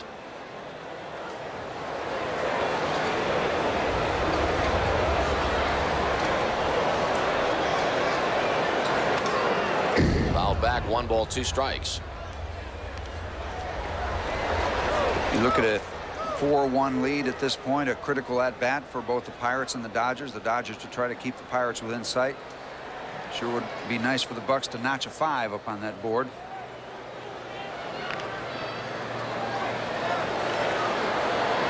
Hershiser, winner of his last 6 starts. Trailing our Bucks 4-1. And the pitch to Bream, base hit right field. That'll drive in Bobby Bonilla. R.J. Reynolds going for third. The throw's cut off by Anderson. Sid Bream comes through with the RBI base hit. 5-1 Buccos. And the bats have come alive the last 2 nights. 8 runs last night. They get their 5th this afternoon with Cruz warming up down in the bullpen. We'll see how far Tommy Lasorda is going to go with Hershiser. Junior Ortiz. As Scioscia's out to talk to the Dodger right-hander. And as you look at that bit of good news there, 5-1, they've just posted a final on the board. The Astros came back and beat the Mets 6-5. Oh, boy. Houston sweeps a 3-game series. Ron Peranowski going to the mound. Pirates at the start of the day, 4.5 games back of the New York Mets. And Peranowski will go to the bullpen. So the log on Orel Hershiser, he goes 5 1/3 innings. At this point, he has given up 6 hits, 5 runs, struck out 6, and only walked 1 batter. Pirates getting well in 2 innings, 2 in the 4th, 3 here in the top of the 6th. Take a look and see if it is Cruz coming on. He was throwing number 52. It is him.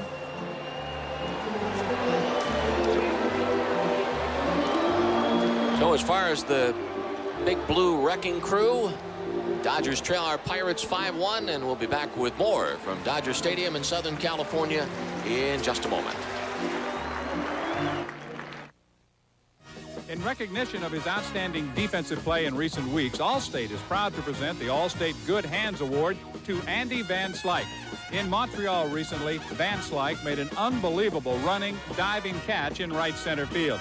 And just in case you didn't believe that one, he made a similar catch against the Mets in the recent series in Three Rivers Stadium. Congratulations to Andy Van Slyke. And remember, whatever your insurance needs, you're in good hands with Allstate. It comes from the earth, naturally. Abundant, friendly to the environment, natural gas. It warms your home for less money. It's a clean, hard-working fuel for business and industry. And with a technology called cogeneration, it can even make electricity. That's right. While natural gas heats and cools a building, it can light a building. And lighten the electric bill, too. Natural gas is your best energy value. Peoples is making it better.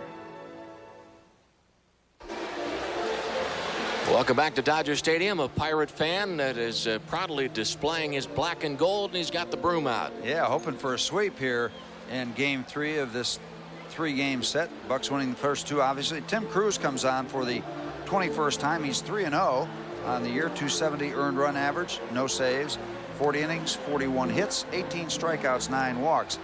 He came over to the Dodgers with Tim Leary after the 1986 season in the Greg Brock deal.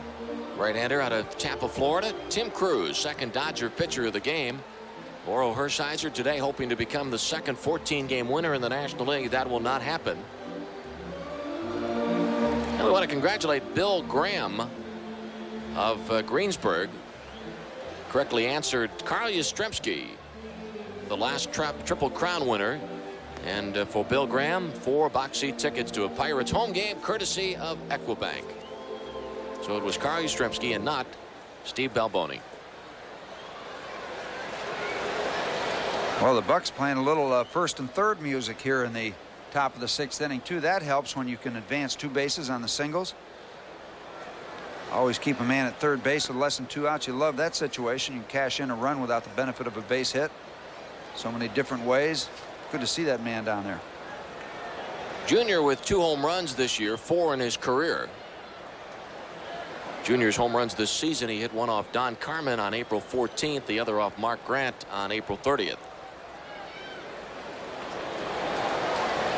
Pirates on top 5-1 in the 6th inning. Final game before the All-Star break, and then the start of the second half of the season on Thursday night, opening night 2 against the San Francisco Giants in the beginning game of an 11-game homestand. Call the Bucks right now. Operators standing by to accommodate your ticket needs at 321 Bucks and 1-800-BUY-BUCKS. Bunted tipped, fouled off as Reynolds was breaking for the plate. Pitch from Cruz that was up and in. So Jim Leyland hoping to catch the Dodgers off guard with that squeeze play. R.J. coming full throttle. He'll appear in the right part of your screen. And we'll go back to position now, first and third.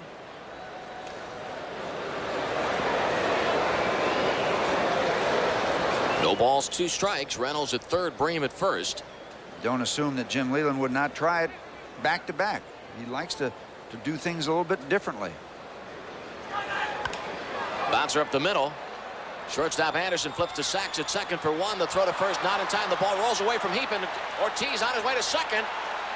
Here's the throw to second base, and Junior is safe. And Reynolds was coming on the play. It was a hit and run. And the Pirates lead 6-1.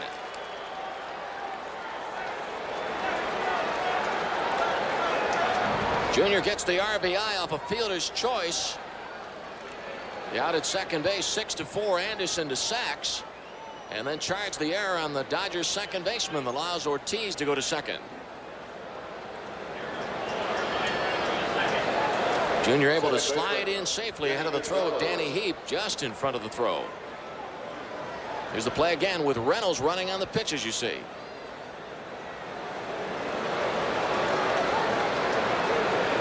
Six-1 Pirate lead. Gonzalez swings and misses, strike 1. At first, when I saw R.J. breaking, I said, well, maybe I did call it. Maybe they're going to try the squeeze again, but they turned Junior loose, and it wasn't the prettiest run that the Pirates have scored all year, but just another notch in the belt to take it up to 6-1. Swing and a miss. The Pirates getting 4 runs in this inning. And one of the big plays of the inning, the error charged to Danny Heap on the Rafael Belliard bunt. And the kind of hurry-up play by Steve Sachs on Barry Bonds' leadoff infield chop, that he might have had a little more time to set himself, knowing that Barry is hobbled by that bad knee. Outside 1-2.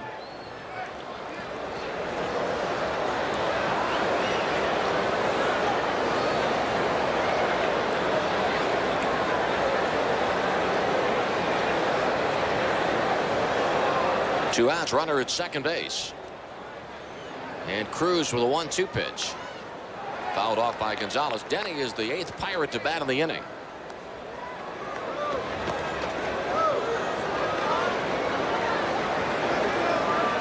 Jim Leyland's ball club has a chance to finish up before the All-Star break 12 games over 500. Club at the moment is 48-37.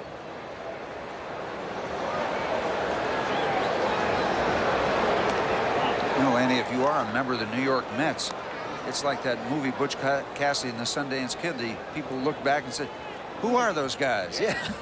The Pirates won't go away, and it's just such a great reflection on them. It seems like they struggle a little bit, don't look like a good ball club for 2 out of 3 games or so forth, and then they get themselves righted. Outside 3-2. Jim Leyland made that comment on his radio show today about the fact there was a point recently when it looked like the Mets might run away and hide, and they did that 2 years ago. When the Buccos lost on Monday on the 4th of July in San Diego, the team was 7.5 games out, and at that point the ball club was in 3rd place, but spent just a day in 3rd place. 3-2 pitch. The bouncer to second. Gonzalez is out. The Pirates score 4 runs in the top of the 6th inning. 3 hits. There were 2 Dodger errors and a man left at second base for the Pirates. After 5.5, Pittsburgh 6, Los Angeles 1.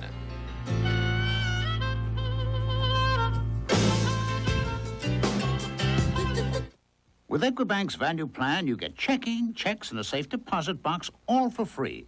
Plus, no-fee traveler's checks, a no-fee Mac card, and more. It can save you up to $200 a year and only costs $4 a month at Equibank, the straight talk bank. Equibank asked me to tell you about their loan line, because to apply for a loan, all you need is one of these. Just go to your phone, dial 1-800-LOAN-LINE, and they'll call you back in 1 hour. Loan line at Equibank, the straight talk bank. I want a man with a slow hand. He's got a face that I love to touch. Introducing the new Schick Ultrex Plus. Its pivoting head has a lubricating comfort strip and one-push cleaning to shave you smoother than ever. A touch this easy makes me understand. When it comes to love, I want to slow New Schick Ultrex Plus, the easy touch for the ultimate shave.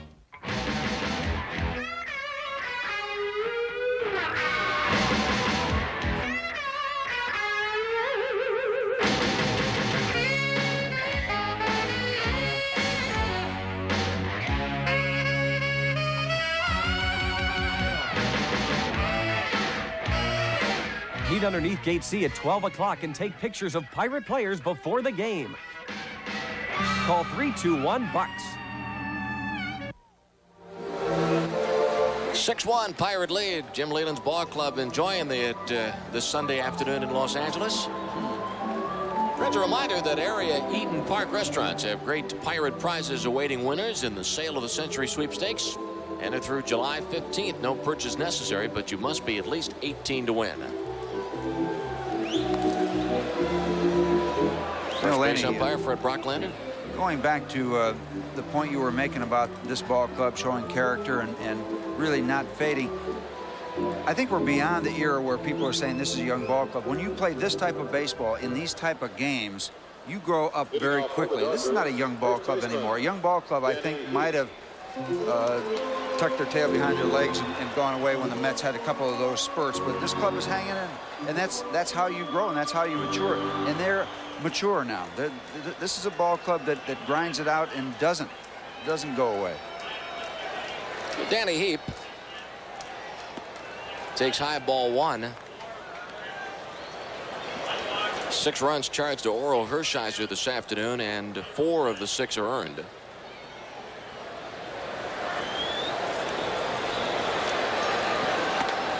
Up high, 2 balls and no strikes.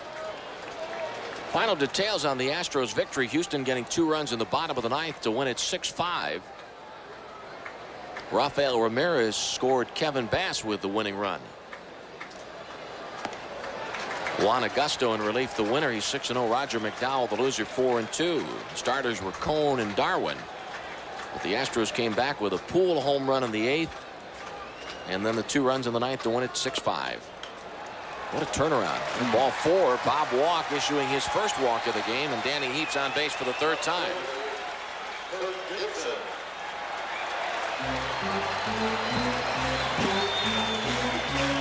Now Gibson, who is 0 for 2, retired in a fine play by Gonzalez in the 1st inning, then hit a fly ball to left field in the 3rd. Late turnaround for Houston and New York last weekend. The Mets won 4 out of 5 from Houston at Shea Stadium, and this weekend the Astros sweep the series. And they are so tough in that Astrodome, and that's another one of those things in baseball. It's hard to explain, but you get Houston in their backyard, they are extremely tough. Pirates lead 6-1. On a check swing, John McSherry says no swing.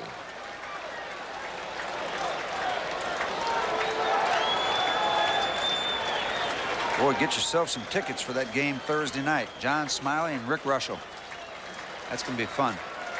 Give yourself 3 days off from baseball, but watch the game Tuesday night, and then get your tickets for the Giants series. You're going to see some good pitching. Fly ball left or right field. Reynolds just in front of the warning track, makes the catch. Gibson flies out to right, out number 1, and Danny Heap back to first base. Mike Marshall. We will be bringing you that game, by the way, Thursday night on KDKA, Pirates Television Network. John Smiley and Rick Russell. That is opening night 2 for the Bucks at Three Rivers Stadium. Start of an 11-game homestand. Do it right. Climb inside your TV set, drive it to the ballpark, and you're all set. Ready to go. 1 on, 1 out. Mike Marshall, the batter. Bouncer to Belliard. To Gonzalez for 1 on to first. The throw goes off the tip of Sid's glove into the dugout. And I believe that'll be an error on Denny Gonzalez, allowing Marshall to go to second base. A fielder's choice E4, says the official score.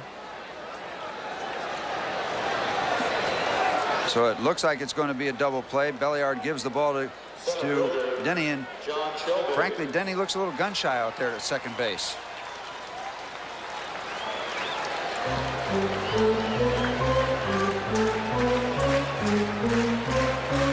playing second base for the 3 games of this series with Jose leaned out because of the back problem. Runner at second and 2 outs. Pirates lead 6-1 in the last half of the 6th inning. And John Shelby, who is 5 for 10 in this series. Shelby doubled and scored the Dodger run in the 2nd inning.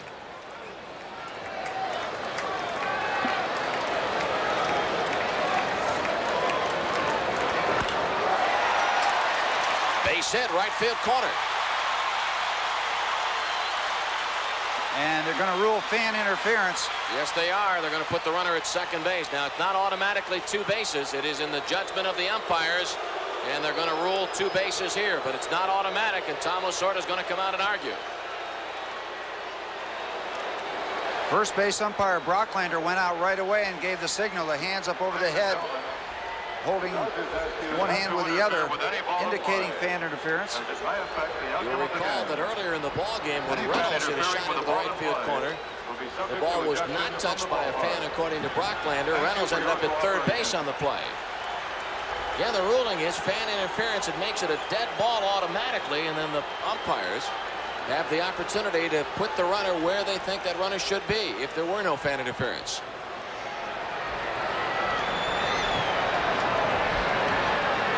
Now Brocklander comes all the way over from first base, and Lasorda is hot. He is really going at it with John McSherry. And there's also a little frustration in terms of this series involved in this argument. So it is a double for Shelby that drives in Marshall with the Dodgers' 2nd run, and the Pirate lead is 6-2. It may be that Lasorda is bringing up the play that we saw earlier. The fact that Reynolds was able to get to third on a very similar play back in the 4th inning.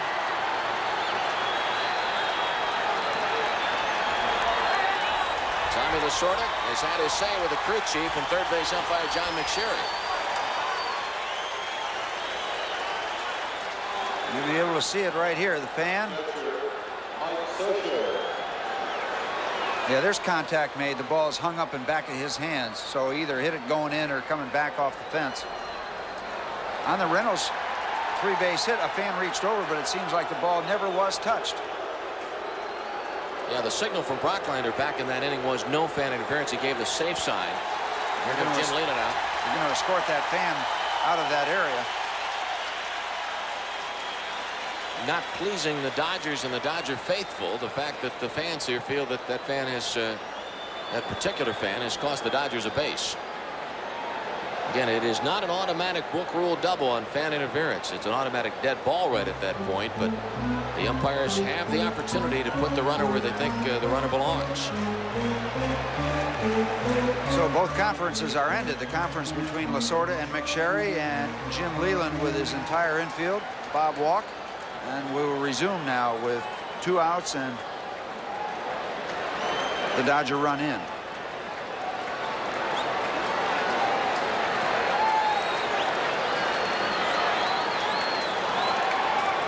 Mike Scioscia, the batter, he's 0 for 1. Plus a sacrifice. Good play on a backhanded effort by Sid Bream. That saves a run. Dodgers are retired in the 6th inning, getting 1 run on 1 hit. There was a Pirate error and a Dodger left at second base. After 6th inning, Pirates 6, Dodgers 2.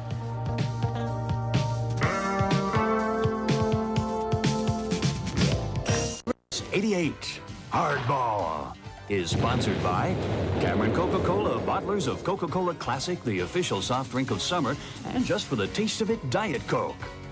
By McDonald's, it's a good time for the great taste of McDonald's. By Equibank, Pittsburgh's Straight Talk Bank. And by the Bell of Pennsylvania Yellow Pages, the one that works. 6-2 Pirate lead as we get ready for the 7th inning. And for the Pirates, Bob Walk will lead off, then Barry Bonds and Rafael Belliard. Pirates got 2 runs in the 4th and 4 runs in the 6th inning. Dodgers with 1 in the 2nd, 1 in the 6th. And the Dodger lineup remains intact now with Tim Cruz, the pitcher. Everybody else in their original spots. Cruz on in relief of Oro Hershiser, who went the first 5 1/3 and gave up those 6 runs, as Lanny mentioned, 4 of which were earned. Seeing the scoring update, Tracy Woodson knocked in the first run of the game with a sacrifice fly, and then the Van Slyke home run and a Reynolds RBI triple.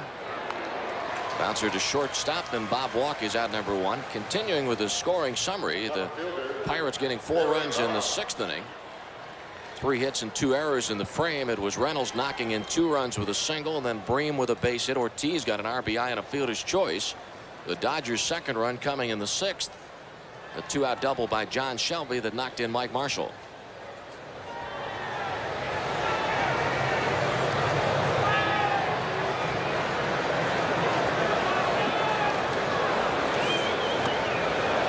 Barry Bonds takes ball 1. And just reconstructing the bottom of the 6th inning, and follow along with me if you will, Steve. I would say that because of the ruling of the Shelby double, that makes that run unearned, correct? 1-1. Yep.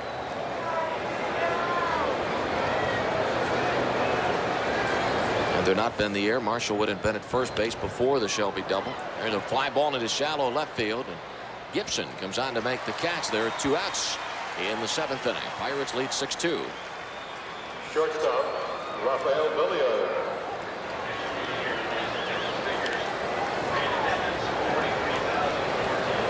$43,014 on camera day at Dodger Stadium. We'll have a camera day in Pittsburgh next Sunday for the 4th game of the series against the Giants. And that's not counting the 5 guys, that those attendance figures, the 5 guys down in the Pirate bullpen, all of whom I think Jim Leyland would use today if necessary. When he's got this situation going, you've got a ball game in hand. Not automatic, certainly, but I would think to get this ball game, to do everything you could to preserve it, you pull out all the stops. Cruz with a pitch to Belliard, up high 2-0.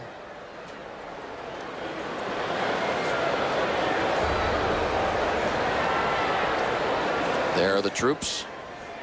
Enjoying the afternoon so far. One move they had to make was on Van Slyke's home run.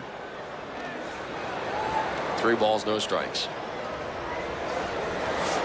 You know, you look for excitement down in the bullpen. You tell stories, you invent games, and then somebody hits a home run and you go crazy like you've never caught a baseball before. Everybody wants to catch the home run or get the ball, and then they look at it. I've got a home run ball. And then, of course, Rich Donnelly will create something with that whole scenario. 3-1 pitch topped off the 3rd base side of the mound. Woodson coming on, can't make the play, and Belliard's got himself an infield single. Raffy gets it done in this ballpark. You don't want to put all these hits end to end and see how far they add up to, but they are on the record. Hit number 1 for the Pirates shortstop today, and the Buccos get their 7th of the contest.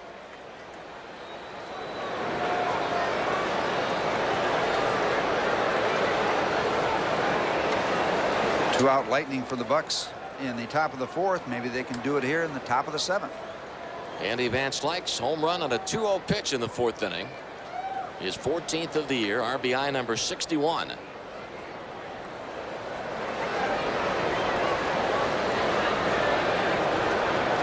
Pirates getting 6 runs off the Dodgers starter Oral Hershiser. 4 of the 6 runs earned. Pitch to Van Slyke, ball 1. Talking about Rich Donnelly telling stories and being the master of that bullpen. I get the impression from being around Rich, he definitely believes in the old baseball adage, don't let facts stand in the way of a good story. Absolutely. I think that's a good theory. It's amazing in this game how much stories become embellished over the years. Oh, yeah. And they get better. Get better and better and better with each telling. The fastballs are faster. The home runs go further.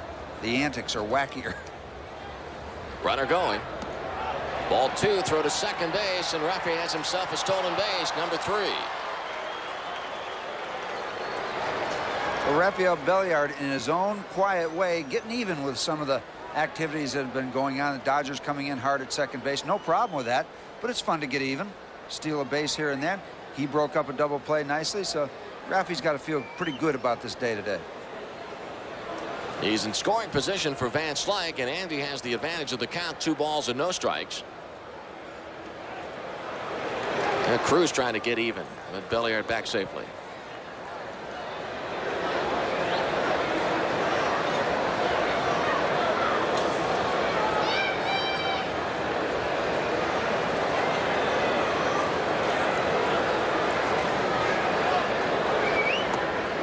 Ball 3 as Cruz came to the plate with that pitch. Shortstop Anderson was out of position. He was standing on second base. Miscommunication between the pitcher and the shortstop. When you as a pitcher sees your shortstop make that big commitment, wind up, but you've got to step off. You can't throw a pitch in that situation. Down low, ball 4. Cruz walks his first with Belliard at second. Van Slyke trots to first. And the batter will be Bobby Bonilla. Third baseman, Bobby Bonilla. Not Tommy Lasorda's most fun weekend, even with the contract extension. Pirates winning Friday night, last night, and the Buccos leading today. And on the other side of the card, the Mets swept by the Astros this weekend. Houston has won this afternoon 6-5. So the Bucks could fly home tonight, only 3.5 games out of first place. Fouled back out of play, strike 1. Goes back, Lanny, to Jim Leyland's philosophy. It's great to beat a team head-to-head, but there's other ways of gaining ground. And a prime example is what's happened the last 3 ball games. The Pirates winning, the Mets losing, so it doesn't have to be the Bucks against the Mets straight up. It can get done. Whenever you win, you've got a chance of gaining some ground.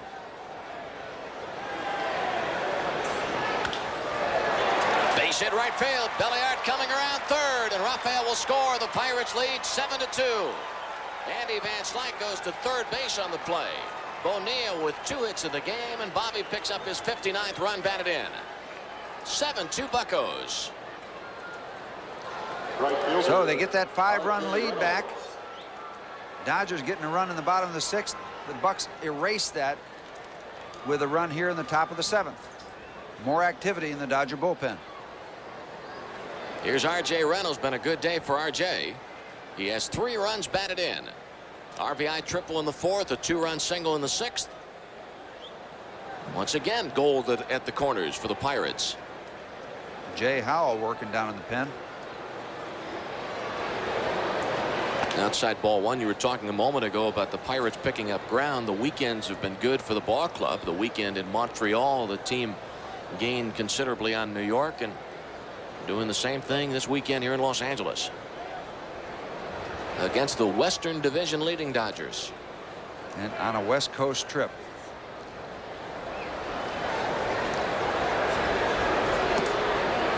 Lanny, do you recall, I'm sure you were here and remember well, the trip that the Bucks made when they went 9-1 on a coast trip? I'm not sure what year that was, but that happened a while ago. And I remember reading about that and following it on the TV and radio when I was back in Pittsburgh, and what a great trip that was. 9-1 out here. I can't give you the year, Steve, but I do remember the trip. Bouncer. Backhanded by Anderson. Out at second base. Close call, but the Dodgers get it. Force out on Bonilla at second base. That ends the inning on a 6-4 play. Pirates come up with a run on 2 hits and 2 men left on base. After 6.5, it's the Pirates 7 and Los Angeles 2.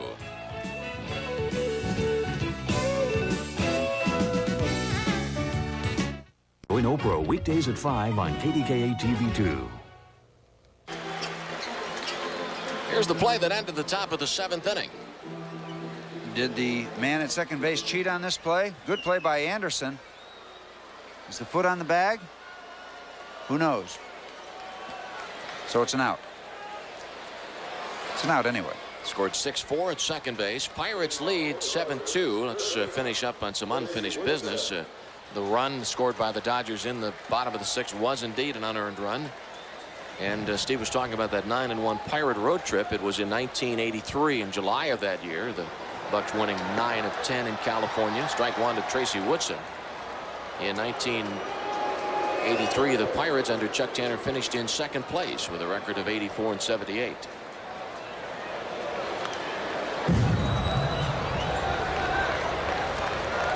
Let's look at that play again. Follow up on Steve's comment about whether Sachs was on the base or not.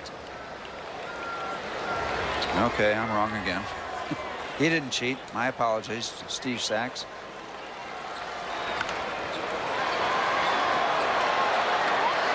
Belliard to Bream, and Woodson is out number 1. Here in the 7th inning, Pirates lead 7-2. Shortstop, Dave Anderson. By the way, this would be, just to follow up again on Steve's notes about California trips, this would be the best California trip for the Pirates under Jim Leyland.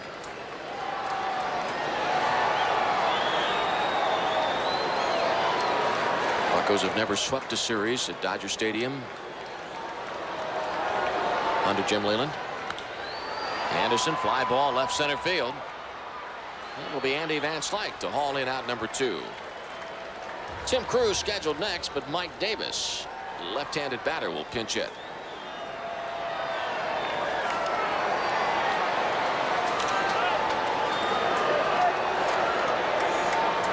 Pirates 7, Dodgers 2. 1 home run on the ball game. Andy Van Slyke getting his 14th of the year. R.J. Reynolds has 3 runs batted in this afternoon.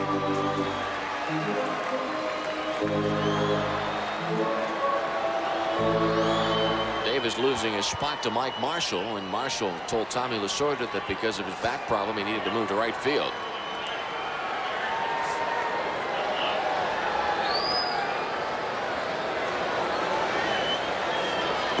And a strike call. Bob Walk hoping to go to the All-Star game Tuesday night with 10 wins. He has made a sizable down payment on that already here this afternoon.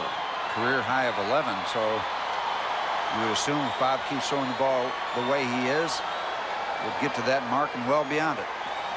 Well, he's 15-5 as a starter the last 2 years, 6-1 last year. Swinging a foul back, 1-2. Sid Thrift said on his show today that when he called Bob in the hotel room, apparently one of Bob's children answered the phone, and Bob said that when his son or daughter said, "Dad, Sid Thrift is on the phone," Bob was afraid it was something else. Could he have possibly been thinking trade? Fly ball left field. Bonds limping in to make the catch, and the Dodgers are retired in order in the 7th. Going to the 8th inning, and coming up for the Buccos, it'll be Bream, Ortiz, and Gonzalez, a 7-2 Pirate lead.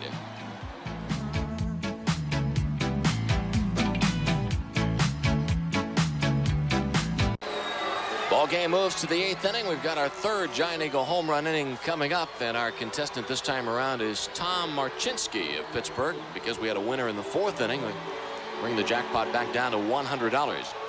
In addition to a shot at the Giant Eagle certificates, our contestant will receive a gift pack from Lipton Lowry. A new pitcher for the Los Angeles Dodgers, the 3rd Dodger hurler of the day, is Jay Howell. Jay Howell will come on for the 24th time, 2-2 on the year, 2.79 ERA, 8 saves for Jay. 29 innings pitched. He has given up 26 hits, struck out 27, walked 12. Howell after Hershiser and Cruz. Tim Crews goes an inning and 2/3, a couple hits, a run, a walk. Elsewhere in Major League Baseball today, we told you that the Astros beat the Mets 6-5. Augusta over McDowell. Montreal and Atlanta are tied 2-2 in the 11th inning in Atlanta, Georgia. Cincinnati leads Philadelphia 5-4 in the 9th inning. Eric Davis a home run for the Reds, his 14th. Phil Bradley and Von Hayes have homered for Philadelphia. Well, the Cubs and Padres are tied 2-2 after 4. Dawson and Sundberg hitting home runs for Chicago. And the Giants lead St. Louis 1-0 after 4 innings of play. Mike Aldrete accounting for the Giants run with a home run. Just 1 run for San Francisco today after 21 yesterday, but it's still early in that game. 4th inning. Sid Bream 1 for 3 with the RBI single in the 6th. Pirates beginning the day 3.5 in front of the 3rd place Cubs, and as we told you, the Cubs and Padres tied 2-2 in the 5th inning at Jack Murphy. Fouled off by Bream, 1-1.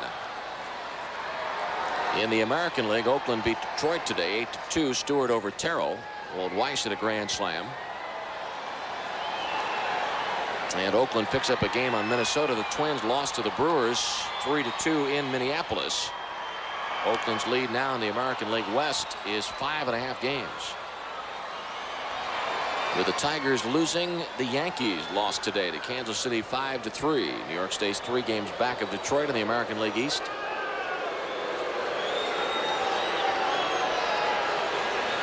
Here it's the Pirates 7 and the Dodgers 2, 8th inning.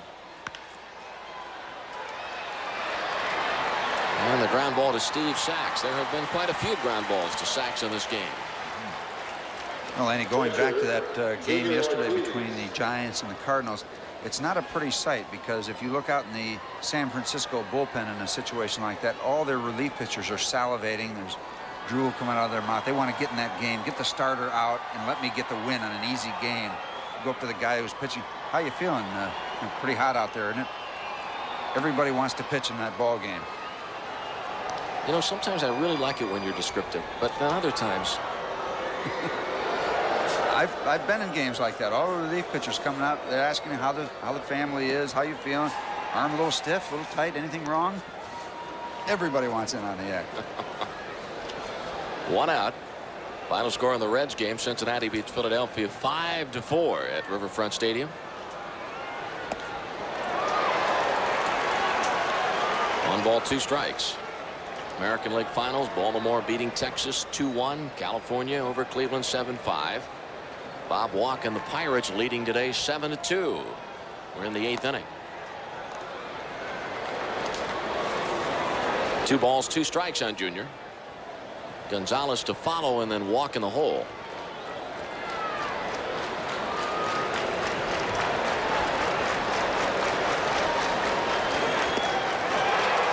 And the strikeout for Howell, his second Pirate out of the 8th inning. Second baseman, Denny Gonzalez. Bob Walk came into this game ranked 4th in the National League among the earned run average leaders, giving up a couple runs so far. Today we're saying that second run was unearned, so just 1 earned for Bob through the first 7. Well, Denny Gonzalez 0 for 3. Denny's 0 for 10 in this series. Starting all 3 games at second base for the injured Jose Lind. Toronto beats Seattle today 5-0. Jimmy Key and Tom Henke combined for the shutout. And the White Sox beat the Red Sox 4-1. 1 ball, 1 strike. Pirates have 8 hits, including a Van Slyke home run. R.J. Reynolds with 2 hits and 3 runs batted in. Bobby Bonilla with a couple of hits.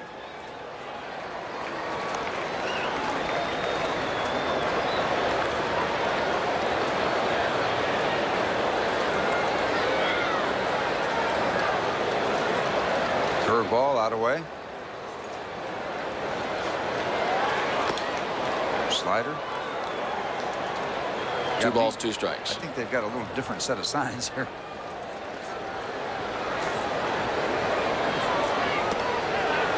Check swing. And no swing, says the flapping Mr. Brocklander. 3 balls, 2 strikes. 2 down, nobody on base, 8th inning on a gorgeous Sunday afternoon in Southern California. Turned out to be kind of a nice weekend here in Los Angeles. Oh, did it ever. The Pirates get 6 more outs. What a pleasant plane ride it would be back to Pittsburgh. I understand that the plan for the All-Stars is to fly back to Pittsburgh and then move into Cincinnati tomorrow. All-Star contingent led by Bobby Bonilla, Andy Van Slyke, and Bob Walk. There's a walk from Jay Howell. Gonzalez is on, 2 outs, and Bob Walk will bat here in the 8th inning. Bob Walk. Bicentennial in the Queen City, and they'll celebrate in Riverfront Stadium Tuesday night with the best of the National League against the best of the American League. Also, the AAA All-Star game is coming up this week. It'll be in Buffalo on Wednesday. They'll have a full house for that, but that's nothing new up there. Bison's drawing great, getting great crowds. Tommy Prince and Benny DiStefano named the All-Star squad. They're putting together the best of the National League affiliates at the AAA level against the best of the American League affiliates. Called strike 3. 2 strikeouts for Howell in the inning. No runs, no hits, a Pirate walk, and Gonzalez left on base. We'll go to the bottom of the 8th. It's the Pirates 7 and the Dodgers 2.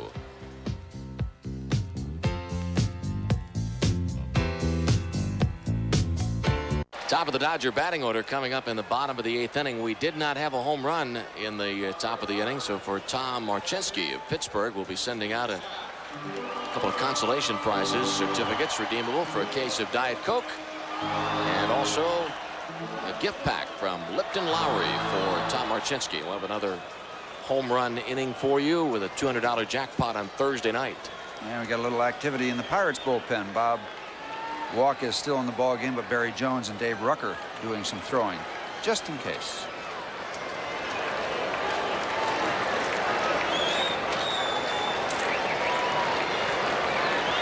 Steve Sachs 0 for 3. And a strike on the outside corner. Not just any strike. That was a perfect slider as you take a look at the righty and lefty working down there. And Mike LaValliere, boy, has he enjoyed the weekend in Los Angeles. 3 hits on Friday night, 3 hits, including a 3-run homer last night. What a difference a day makes, though. He has a big night last night. Now he's down warming on the up bench. pitches. Yeah.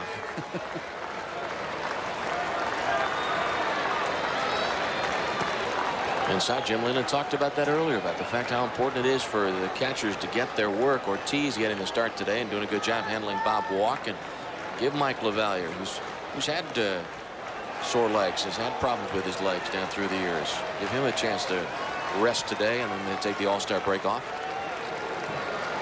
Yep, the Bucks are going to enjoy those 3 off days. You know what, Spanky? We were driving out last night on the team bus. Interesting, here in Dodger Stadium, the team bus actually does come on the field. And as the bus went down the right field line, Spanky jumped up and said, "Let me see if they've painted the seat where my ball hit." A shot that just did get inside the foul pole and over the fence. Shades of old Yankee Stadium with that short fence down each line. Glove by Denny Gonzalez, and as Denny went up, so did Bob Walk. 1 away. Oh, great play by Denny. The second real good play he makes. He gets way up in the air on this one to get the first out in the bottom of the 8th. Do it, Denny. Great play, great timing. And to his left, Bob Walk. Bob Walk doing the same thing, yes. 1 away, Danny Heap the batter. He's been on base 3 times in the game.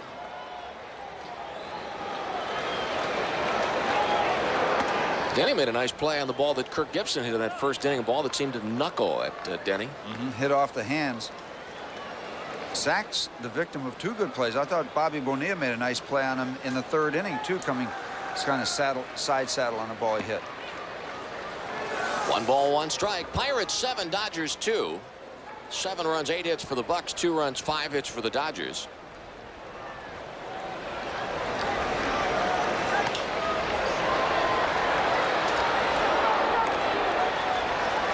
Heap has retired Breen to walk.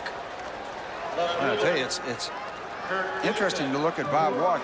Overpowering, without a strikeout. Bob Walk has been in control of this ball game. 2 runs for the Dodgers, 1 in the 2nd, 1 more in the 6th. Only 1 of them earned. We'll bring up Kirk Gibson. We continue to get notes from Pirate fans. A lot of Bucco fans here in Dodger Stadium this weekend. Rodney and Jamie Heist. Great Pirate fans. Former residents of the New Kensington, Arnold areas.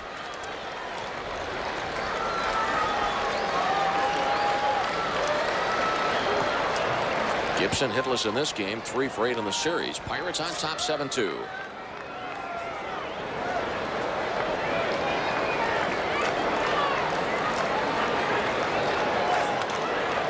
Fouled away, 1 ball and 1 strike. This matchup today, a battle of all-star pitchers. Hershiser against Walk. Hershiser, the lone Dodger representative, and the LA starter was knocked out in the 6th inning in 5 1/3 frames. He gave up 6 runs, 4 earned. Bob Walk's gone all the way for the Pirates, and Bob hoping to get his 2nd complete game of the year. As we mentioned, not striking anybody out. He has walked 1 batter. That was Danny Heap.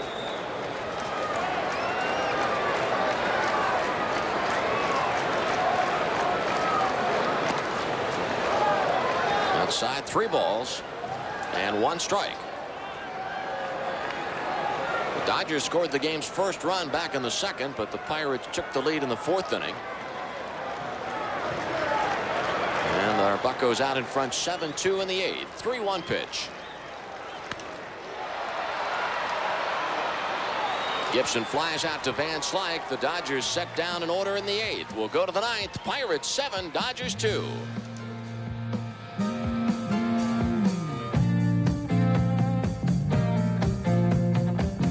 You know, there are a number of ways for managers to tell a pitcher he's out of a ball game. Watch this. That's it. End of discussion. Shakes Bob Walk's hand, and John Smiley right there. What a job for Bob Walk on a Sunday afternoon, 2 days before he goes to his first ever All-Star game. Great work. If you're keeping a card, Bob Walk, 8 innings, 5 hits, 2 runs, one of which was earned. Did not strike out a batter, walked 1, and pitched himself 1 whale of a ball game. Third time this year that Bob Walk has pitched a game and not recorded a strikeout. Against San Diego, April 30th, Bob 6 scoreless innings, no strikeouts. Against Houston, May 16th, 6 innings, no strikeouts. But then again, what was the line from the movie Bull Durham? Strikeouts are fascist, ground balls are democratic. That's right. Or something like that. Fly ball to right. Bonds retired by Marshall. 1 away in the 9th inning. Pirates leading 7-2. Note here from Sharon Betcha, who is formerly from Western Pennsylvania, now living in Phoenix, and here this weekend in Los Angeles, rooting for the Pirates.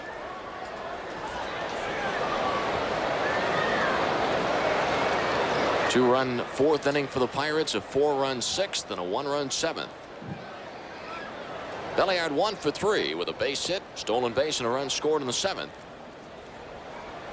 The Astros scored 2 runs at the bottom of the 9th inning today, and Houston defeated New York 6-5, a sweep for the Astros in that series against New York.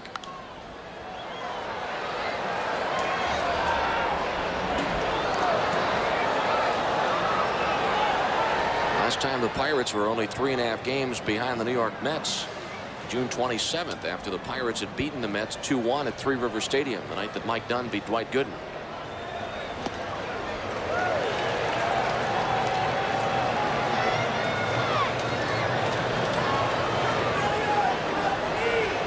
The Pizza King, Rafael Belliard. 1 ball, 2 strikes. Howell working his 2nd inning of relief. Anderson's throw to first base, not in time. An infield single for Rafael, his 2nd infield base hit of the ball game.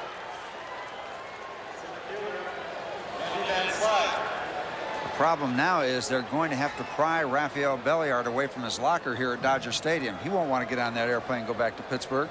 You know, I was just checking. Rafi has 5 hits in this series. 4 are infield singles, swinging the bat, and 1 is a bunt single. 1 on, 1 out, 9th inning. Pirates now with 9 hits. And foul ball, strike 1. The Pirates, their first 3 hits were extra base hits. Van Slyke homered. To that point, Hershiser had been perfect, retiring the first 11 Pirate hitters. But the Van Slyke home run on a 2-0 pitch, then a Bonilla double and a Reynolds triple.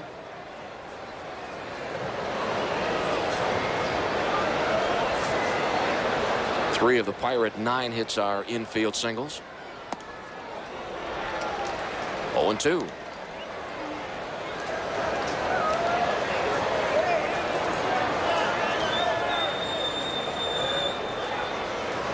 Van Slyke has 6 career home runs against the Dodgers.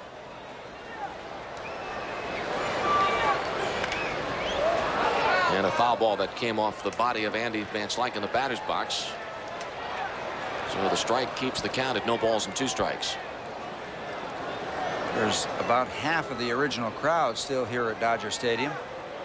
43,000 starting off. As you can see, Andy taking one off the puppy. As usual, he'll get no sympathy from anybody in the Pirate dugout. Final score is in from Atlanta. Expos winning 13, 4-2.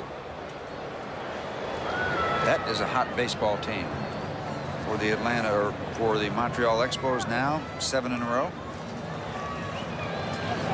Well, Montreal moves to within 7.5 games of the New York Mets.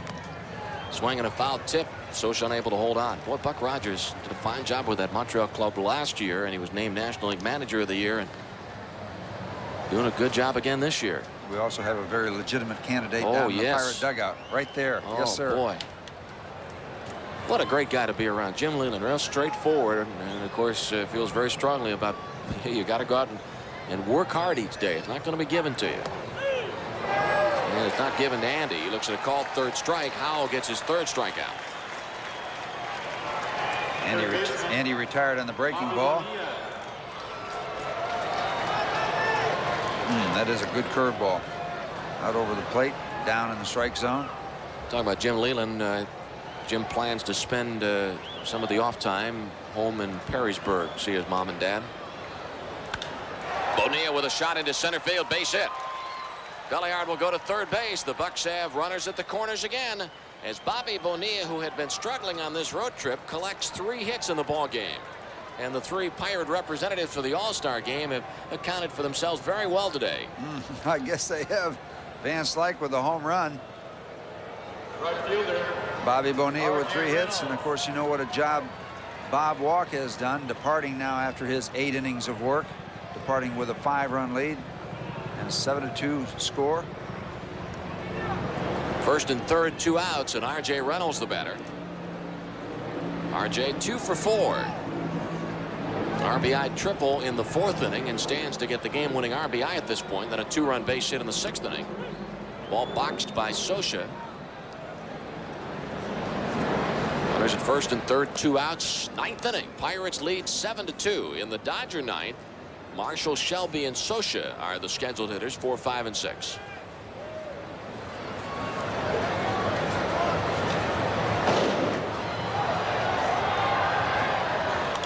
Fouled away. Talking about Jim Leyland a moment ago. Jim and his wife Katie have recently purchased a home in the Pittsburgh area, so they're planning what they hope will be very deep roots. Of course, the old adage of the game is watch out. Very often it's a kiss of death when you buy a home in a particular city, but Jim really does love Pittsburgh, and I know they'll enjoy their new place. I think they move in August. You know, I think there's some credence to what you're saying, Lenny. I bought a home in Pittsburgh in 1972, and a year and a half later, I was out of baseball. It wasn't just a move. It was a permanent move. They said, pick up your mail, buddy. You're out of here. But you've been in that home a long time, haven't you? Yeah, moved there in the summer of 1972. And still enjoy it there. A good neighborhood, a lot of fun. I was going to say, it's a shame that you've not gotten to know your neighbors over the years. Oh, have I ever. All times of the day. And night. We'll be heading for the All-Star break real soon. 9th inning. Pirates lead 7-2. Runners at first and third, 2 outs. And the pitch to Reynolds, down low. I get the impression from being around the ball club and being around the people that travel with the team, we all feel that the All-Star break is coming at a perfect time.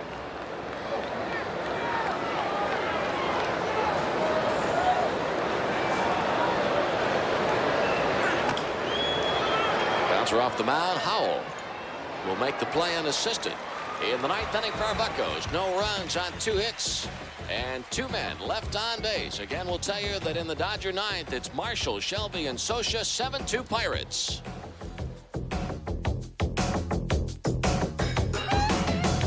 It was because of the Shelby double and then the sacrifice fly by Tracy Woodson. Pirates tied the game on a Van Slyke home run in the 4th inning, then a Bobby Bonilla double followed by the R.J. Reynolds triple, and the Pirates had a 2-1 lead in the 4th. Buccos taking advantage of a couple of Dodger errors in the 6th inning to score 4 times in that frame, and it was R.J. Reynolds who knocked in 2 runs with a single. Bream with an RBI base hit, and Junior Ortiz got an RBI when he bounced into a force play. And then the Dodgers scored their 2nd run in the 6th inning. Shelby doubled in Mike Marshall. It was an unearned run because of an error charged to Denny Gonzalez. And the 7th Pirate run scored in the 7th inning. Bobby Bonilla's single driving in Rafael Belliard. So it is 7 runs, 10 hits, 1 error for the Pirates, 2 runs, 5 hits, 2 errors for the Dodgers. A couple of Pirate changes, including a new pitcher. Jim Gott will come on to pick it up for Bob Walk. Tommy Gregg is out in left field for Gott. As you see by the numbers there, 4 and 3 on the year with 11 saves for the big man. And according to the Dodgers scoreboard, and they put down the batting orders here on the scoreboard, they've got Jim Gott in the number 1 spot of the order and Tommy Gregg in the number 9 position.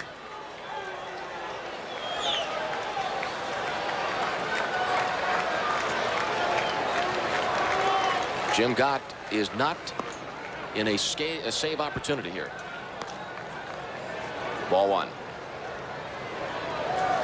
He would have to come on and pitch 1 inning with a lead of 3 runs or less, 3 runs or fewer.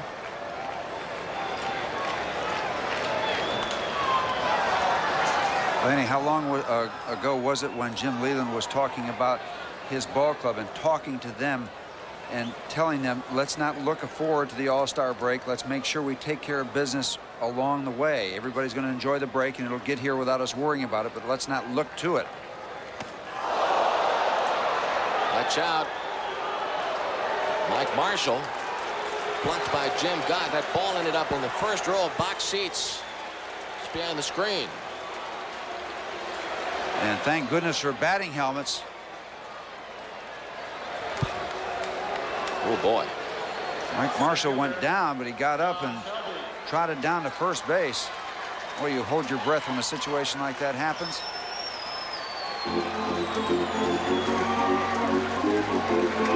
Marshall talking to Sid Bream at first base. Bream will not hold the runner on. The batsman, Dodgers have a base runner in the 9th inning. Buccos leading 7-2. And John Shelby, who's had a good weekend series, he fouls a pitch off strike 1. Shelby 2 for 3 today with a pair of doubles, a run scored, and a run batted in. In this weekend set, Shelby is 6 for 11 with 5 RBIs. Marshall at first base, nobody out.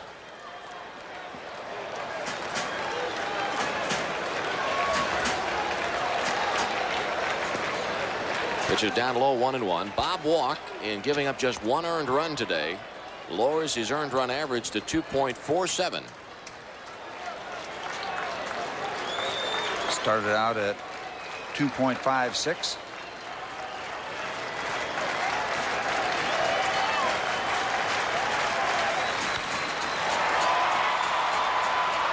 All-Star Andy Van Slyke will make the catch, 1 away.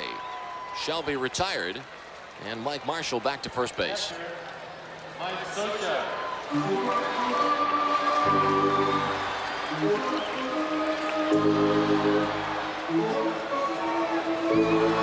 Good look at that batting helmet where Marshall was hit by the Jim Gott pitch.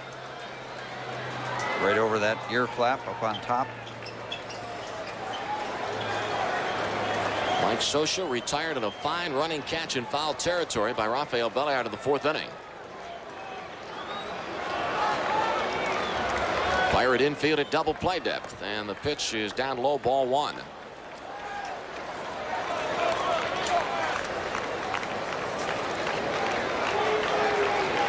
Jim Gott, no wins, no losses, and 1 save against the Dodgers this year, as Gott picked up the save Friday night. Don't forget, the Buccos are home for a big 11-game homestand. It begins with opening night 2 Thursday night. Giants are coming in for 4 games. Rick Russell against John Smiley Thursday night. Plan to call the Pirates and order your tickets or stop by one of the Pirate ticket outlets. 1 ball and 1 strike on Scioscia. Got 4 with the Giants coming up, then 3 against the Padres and 4 against the Dodgers. Bouncer to Gonzalez. To Belliard at second, on to first, a game-ending double play. Mike Scioscia bounces out 4-6-3.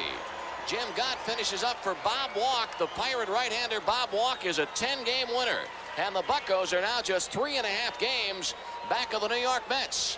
The Pirates defeat Los Angeles, and there was no doubt about it. Final score: the Pirates 7 and the Dodgers 2.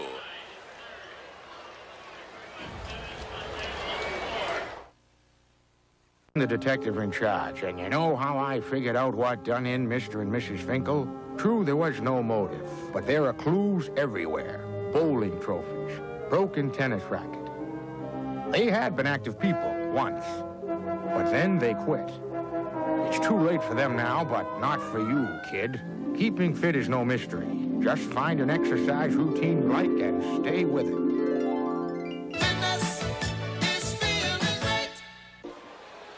A promotional consideration has been provided by Travel King, the official travel agency of the Pirates television network.